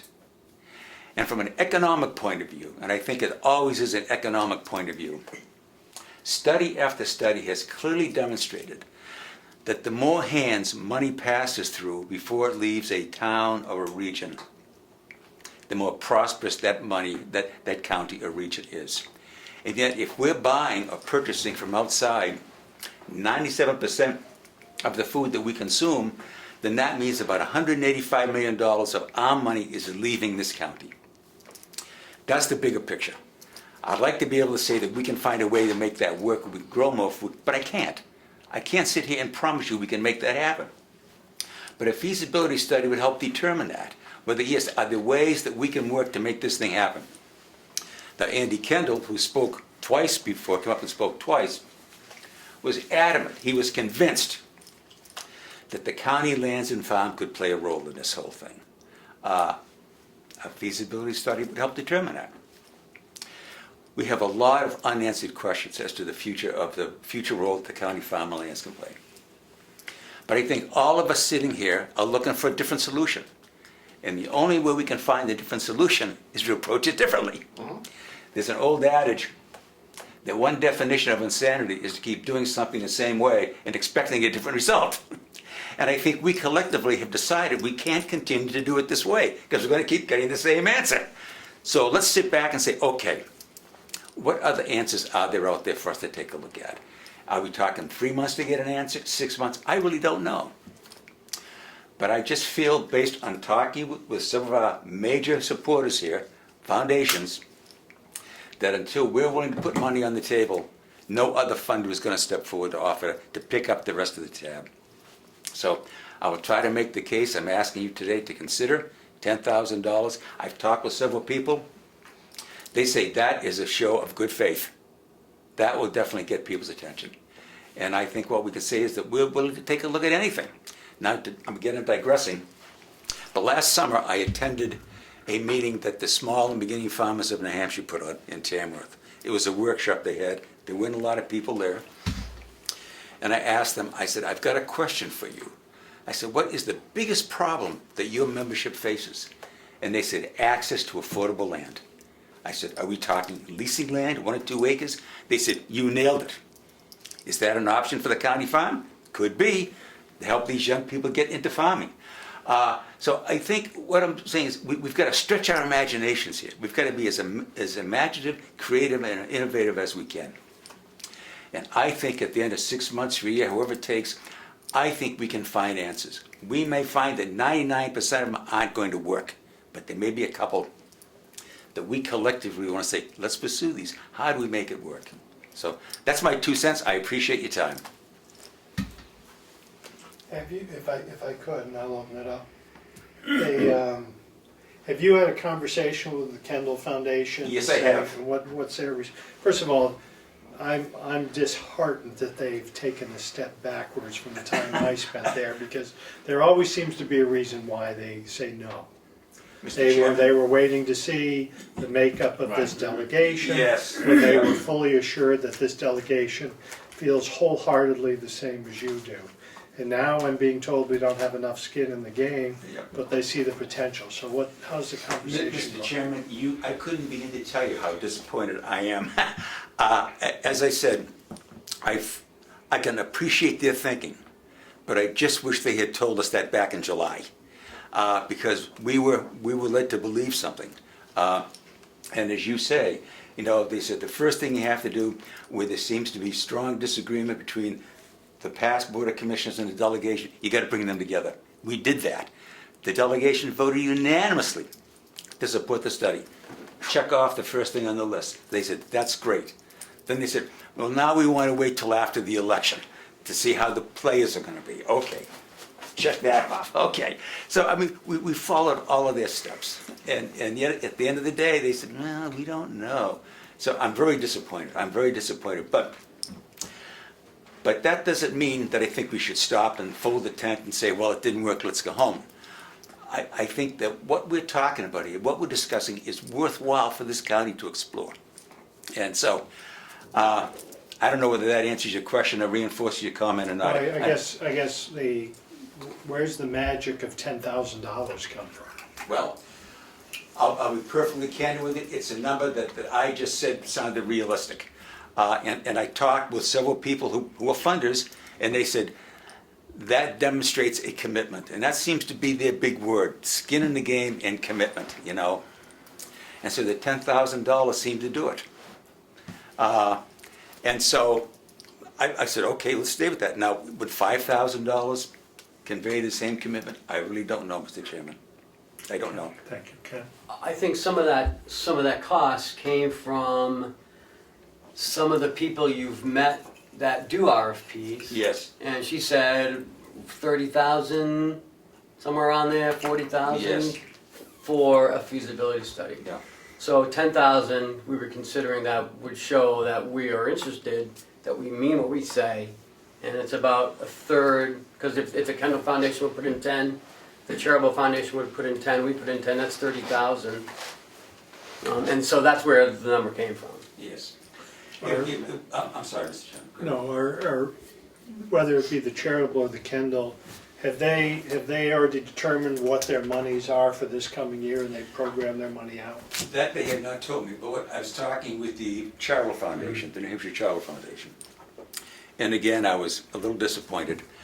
Their funding cycle ends mid-February, so we've only have a couple of weeks. And what I was told is the maximum that they would be putting into it is $5,000. I had expected a little more than that, but $5,000. But I've been told, and again, I'm just passing on. Not by the Kendall Foundation. No, the Kendall Foundation has never given me any number at all. Okay. They basically have held back. Although what I will say is that a while back I was talking with a young woman over in Vermont who does this, and she's very, very good at it. She's done a lot of these agricultural feasibility studies. And I invited her over to talk to our committee, which she did. She came over, and I said, what's it going to cost to get you over here? And she says, about $370. And I said, okay. So I called the Kendall Foundation. I said, we're moving along. Are you willing to pick up this tab? And he said, yes, we will. So they did pick up the tab. But I have to, I mean, I don't want to sound like I'm talking at both sides of my mouth here now, because I think the feasibility study is crucial for us going forward. But I have to be perfectly honest with you. I've talked with others who've done feasibility studies. Let me rephrase that. They didn't do feasibility studies, but they focused on one aspect of it, and they basically stopped in midstream. They said, this isn't going anywhere. Don't waste your money. And I found that very interesting. So, but I don't want to assume anything. I don't want to figure this is going to be great, it's not going to do anything. I think we need to find that out. And I sit here, and day after day, I look at the county farm and lands, and we are looking at an asset that is probably worth several $1 million. That is an important asset that we own. And I think one of the questions that we should be looking at is, how can we get the best return on that asset? How, not only to benefit the county government itself, but to benefit the taxpayers and the people who really own this land, and that's the county residents. And I'm convinced that there's a way out there, but I can't sit here and promise it. I would never promise. But I think we owe it to ourselves. I think we owe it to ourselves to take that. I'm not going to call it a risk, but to travel down that road. What can we do with this property? And then Glenn. I like the idea of having a central repository so we can make one phone call. Get 100 dozen eggs for a weekend. Yeah, you and I have talked about that, Representative. We've talked about that. Yeah, it would definitely reinvest local money back into the local economy, Yeah. and it would be something that we should look at. Yes. But If I could just add on to that, the last time that Andy Kendall come up here, I left with one of our representatives. I can't even remember his name, but he's still here. And we're walking out, and I said to him, I said, let me create a hypothetical situation for you. Very theoretical, may never happen. You got to understand that. I said, but I've been told some data that there are approximately 300 small farmers in Carroll County. I said, say that by taking some of this great asset that we've got, the county farm and lands, and using it, as you just mentioned here, we could on average generate $300,000, $1,000 more a year on average than these 300 farmers. I said, but in doing so, it cost the county $50,000. I said, is that a good investment? He says, absolutely. So that was just one opinion. But I don't have any answers. Just a lot of data floating around in my head. But again, and I know now I sound like a broken record and I apologize, but I think we should find what those answers are. And as you mentioned, would farmers, a food shed, as they think what Andy Kendall called it, we could get 1,000 dozen eggs into this in here, refrigerated, Gone. at every week. I don't know. What about processing? What if it doesn't become just potatoes, but it becomes potato salad? It's not just carrots, but diced carrots. They're refrigerated. I mean, I don't know. What I have done is I've scoured the internet, and I've tried to find places around the country where they're doing this. And I'll be perfectly honest with you. You don't find a lot. But that doesn't mean, because there's not a history there, that we can't break out of that box and create something ourselves. And Glenn, did you have a question? Yeah, I guess so. And I think that Representative and you, Steve, as I recall the conversations with the Kendall Foundation, they talked about an aggregator possibly. And they said there was more than enough room in the old nursing home. But now we're also talking about leasing the old nursing home to someone who's interested. So, has your committee discussed that at all, and whether, and maybe this is getting farther than we need to go down the road in this discussion, but I'm just worried that, we're moving ahead, on this front in terms of the old nursing home, while we're still trying to slowly move forward with the feasibility study, and we're getting ahead of ourselves with committing that space in the old nursing home. And that could very well be Representative Cordelli. The timing sometimes always doesn't work to our advantage, as we found out with the Kendall Foundation and the New Hampshire Charitable Foundation. Life is what happens while you're busy making plans, and so at this point I can't make any promises or any guarantees. We don't know. I mean, if all of a sudden someone came before the commissioners in a delegation and said, I want to lease out all of the nursing home, and they put an offer on the table that you just can't walk away from, then that's an option that closes. And I would hate to see anybody walk away from that on the hopes that a feasibility study would work. Because if it didn't, then you think about the lost opportunity. Right. We have to be realistic about this. But again, I'm digressing a little bit, and some may not see the connection, but I've talked with a woman up in Colebrook, New Hampshire, Julie Moran, and several years back, through her own efforts, she created what is called, and they've got a website, North Country Farmers Cooperative.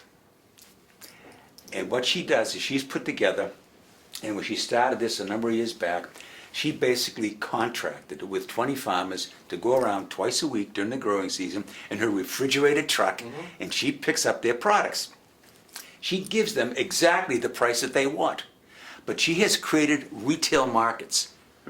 And she goes out there and she sells the product not only for what she's guaranteed them, but the extra price is now what keeps her truck going and keeps her in business.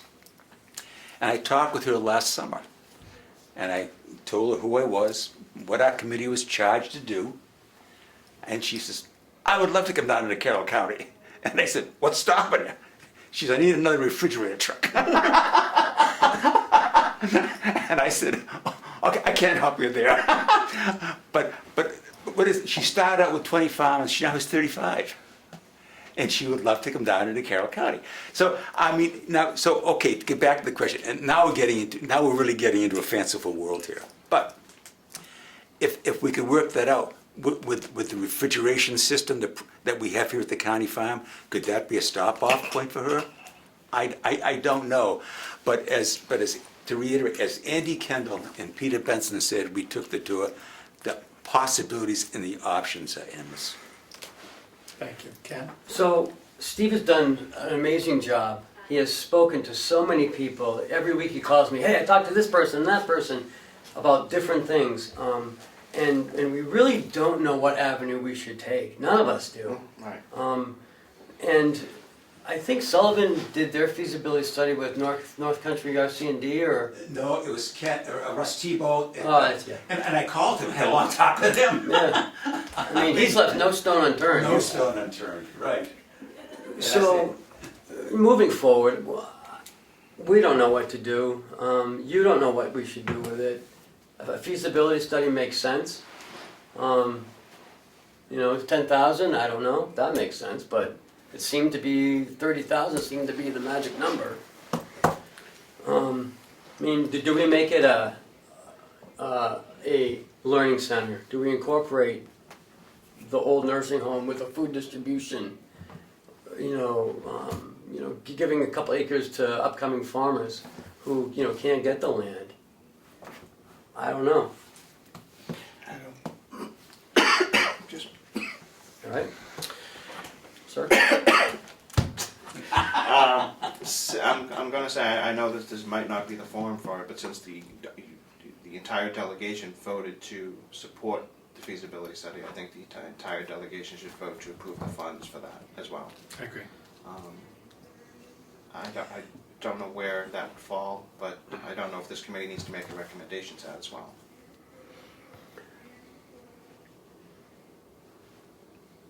I'm personally not ready to make a recommend. I believe in the feasibility study. I wholeheartedly. It's part B that I don't. I'm back at part A, which is what we said. You know, if 10 farm, I don't know what's 20 acres of land leased for now.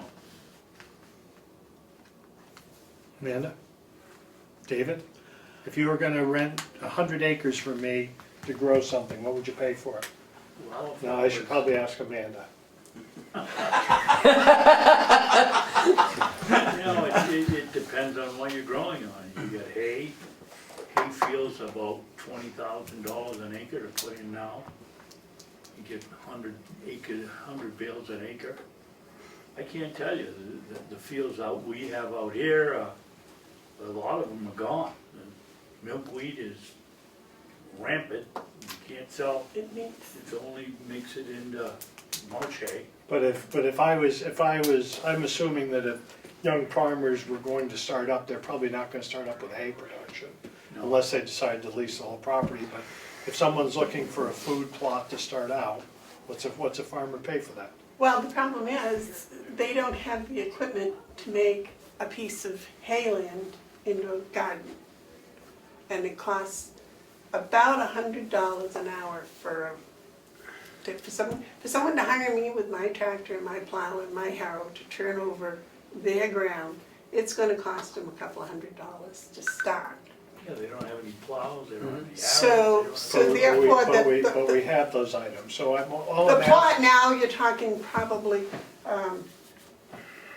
I would think it would have to be $300 a plot anyways, and that's not an acre or anything, that's just a small garden, just because of the cost of tilling it or whatever might be involved. The other problem is, you know, how are they trying to make a truck garden? Do they want to do farmers markets with it?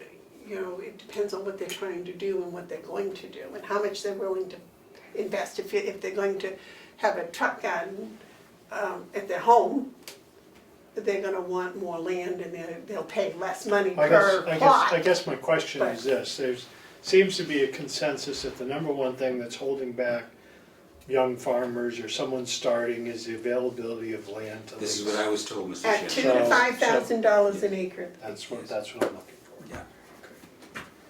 That's what they Wendy? have to I spend just on. wanted to, we have talked about this whole idea of leasing out the land so that people could put in, you know, food plots, growing vegetables. Couple of things that came up when we talked about that is the availability of water. And the way things work right now, there are times that they are not watering in the summer when the water level is low. So those are some things that, you know, I don't know whether the feasibility study would get that detailed, but those are some of the questions that we're running into on the advisory committee. So. If I could just take Yes, that. please. Well, our committee has discussed many things. We've not taken any votes, and we felt that that was premature, that we did not want to take positions on things, only to find several months later the feasibility study said that's one of the craziest ideas we've ever heard. And now all of a sudden we got to backtrack. So we really kind of kept it open until, let's have somebody who has looked into this much more deeply than we're capable of, basically say, what is the best use of the land? Well, I guess realistically, what's a time frame? Let's say you had unlimited funds and you could engage Kendall Foundation or some of these other companies to begin a feasibility study. Would that be something they could even take on this year? Is that something that, you know, probably won't report out till the end of the year? Is that something that we could be thinking of as some smaller appropriation this year and then larger appropriation next year? I'm just thinking that it won't stand a very strong chance in our delegation to get through a $10,000 expenditure. And I wish I could give you an answer to that, Mr. Chairman, but I can't. The timing is, what we could find is that several people, or several companies, organizations may say, this is great, but I can't even begin to look at it for 6 months because of my own schedule. That's kind of what I'm thinking. I just don't know. And the last thing I want to do is to mislead anybody. Yeah. I think we approaching into this, that if the delegation and the commissioners say, yes, we want to go this way, that you have a clear understanding of what you're looking at as far as the cost, what you're going to get for a result, then you can just discuss the result in the time frame. Okay. And I can't give you an answer. Okay. You can lie to me, see if it's okay. But then I've got to live with you. No, anything else at this time? I'm just gonna, maybe just, as I think you said, disappointed that the ball keeps rolling down the hill and we don't have really anything in writing, as far as I know, Nothing. from anybody in terms of contributing to the feasibility study. So, you know, even if we do make an appropriation in the budget, which could be spent or could not be spent, or it could be encumbered to 2018. We don't know if that is going to yield any fruit or vegetables. That's right. But Steve still has some other things he is looking into, and hopefully those will come to prosper. But we won't know for a couple more weeks. Exactly. So. Anyway, It's about when we're gonna need It's been a great learning experience. But Mr. Chairman, we have saved $226,800. So just want to let you know that's what we've done so far. We've Oh, done a no, good job. I'm encouraged by what's been done. I think it's a great Yep. start. Yeah. So and then 10,000 would be 216,000 to save. So. I'm not closing the door to it. I'm trying. But you say, we're gonna save more. Yes, please. Would this committee, if this was put on this committee, would this committee entertain a price of $5,000? Just for discussion's sake?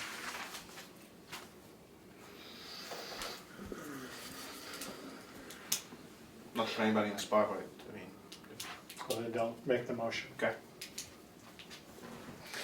We I move mean, on. I will tell you that I'm in favor of something. I'm not to a point that I haven't thought about it enough and see what happens in 2 weeks and where that should be and where the commissioners put some real thought in where they think that maybe there's something, there tends to be, at the end of every year, a huge amount of money that was never spent, that was appropriated.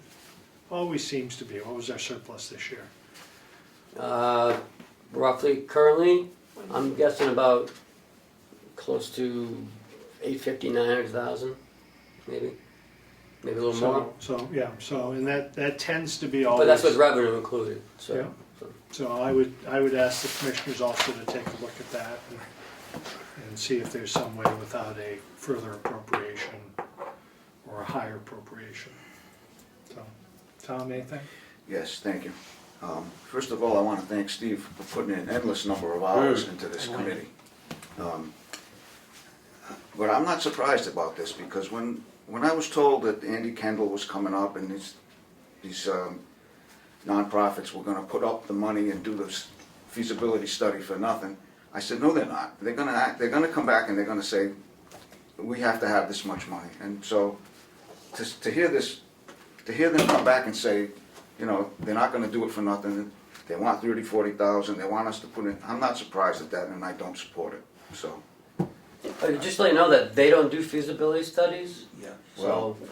They were never gonna do this. Right, yeah. We were under the understanding at the Well, they were beginning funded. that they were coming, Yes. and it was gonna not cost the county anything. In Right. fact, the motion that the delegation did make specifically said it at no cost to the county. Yes. So, I can't support it, because I knew it was coming. I said, tell them that if they're coming up here and they plan on doing any of these studies, that we don't intend to pay for it. And I would agree with what Tom says. Amanda? While we're, I don't want to delay the meeting any longer, so. if we could while just we're wrap this up. treading water, Okay. is it all right if the commissioners decide to go forward? If you don't have any money involved in it. The only power this delegation has. Well, that and any leasing of land. If I could, Mr. Chairman? Yes. February 13th is tentatively our next meeting. Will we have final 2016 and encumbrance information at that I'm point? hoping to. Because I think that, for me, that's a piece of information that Yeah. I need before we go too much further. You know, each week as we process more and more bills, I think 16 is just about complete. I think we cut all the checks for 16 last week. We may have a couple of stragglers this week, but I think we're done. So, If I could make this one more comment, Mr. Chairman. Yes, please, Steve. You have all the time in the world. As long as it doesn't exceed 5 As long as minutes. it doesn't cost us money, yeah, we're good. As I mentioned, our committee has never taken any votes on anything. We're waiting for the feasibility study. But we have discussed a lot of things, and I think I do want to put on the table that we are very intrigued with Representative Cordelli's subcommittee on a learning center down here, using part of maybe the high town, the greenhouse and so forth. We think that's very interesting. And as you recall, the last time we took a tour, you and I were walking into that, and I said, what do you think about adding a research center to that as well? And if I remember correctly, you said, that's an interesting idea as well. So there's no doubt that we could build something here that in some respects is still very unique. It's providing a lot of agricultural assistance and so forth to the farm community. So we like your idea very much, Representative. Right, well, there's 4 members of that Learning Center Committee right here, so. Wendy, we've taken your whole day. Do you have something? No, I will rework some of those numbers, put those positions in there, and we'll send that out again. Thank you so much. Yeah. you've done a lot of work on this one. You really have. With that, I'll entertain a motion to, So moved. okay. All those in favor say aye. Right. Thank you for the opportunity to speak. Yeah. Mark, is there any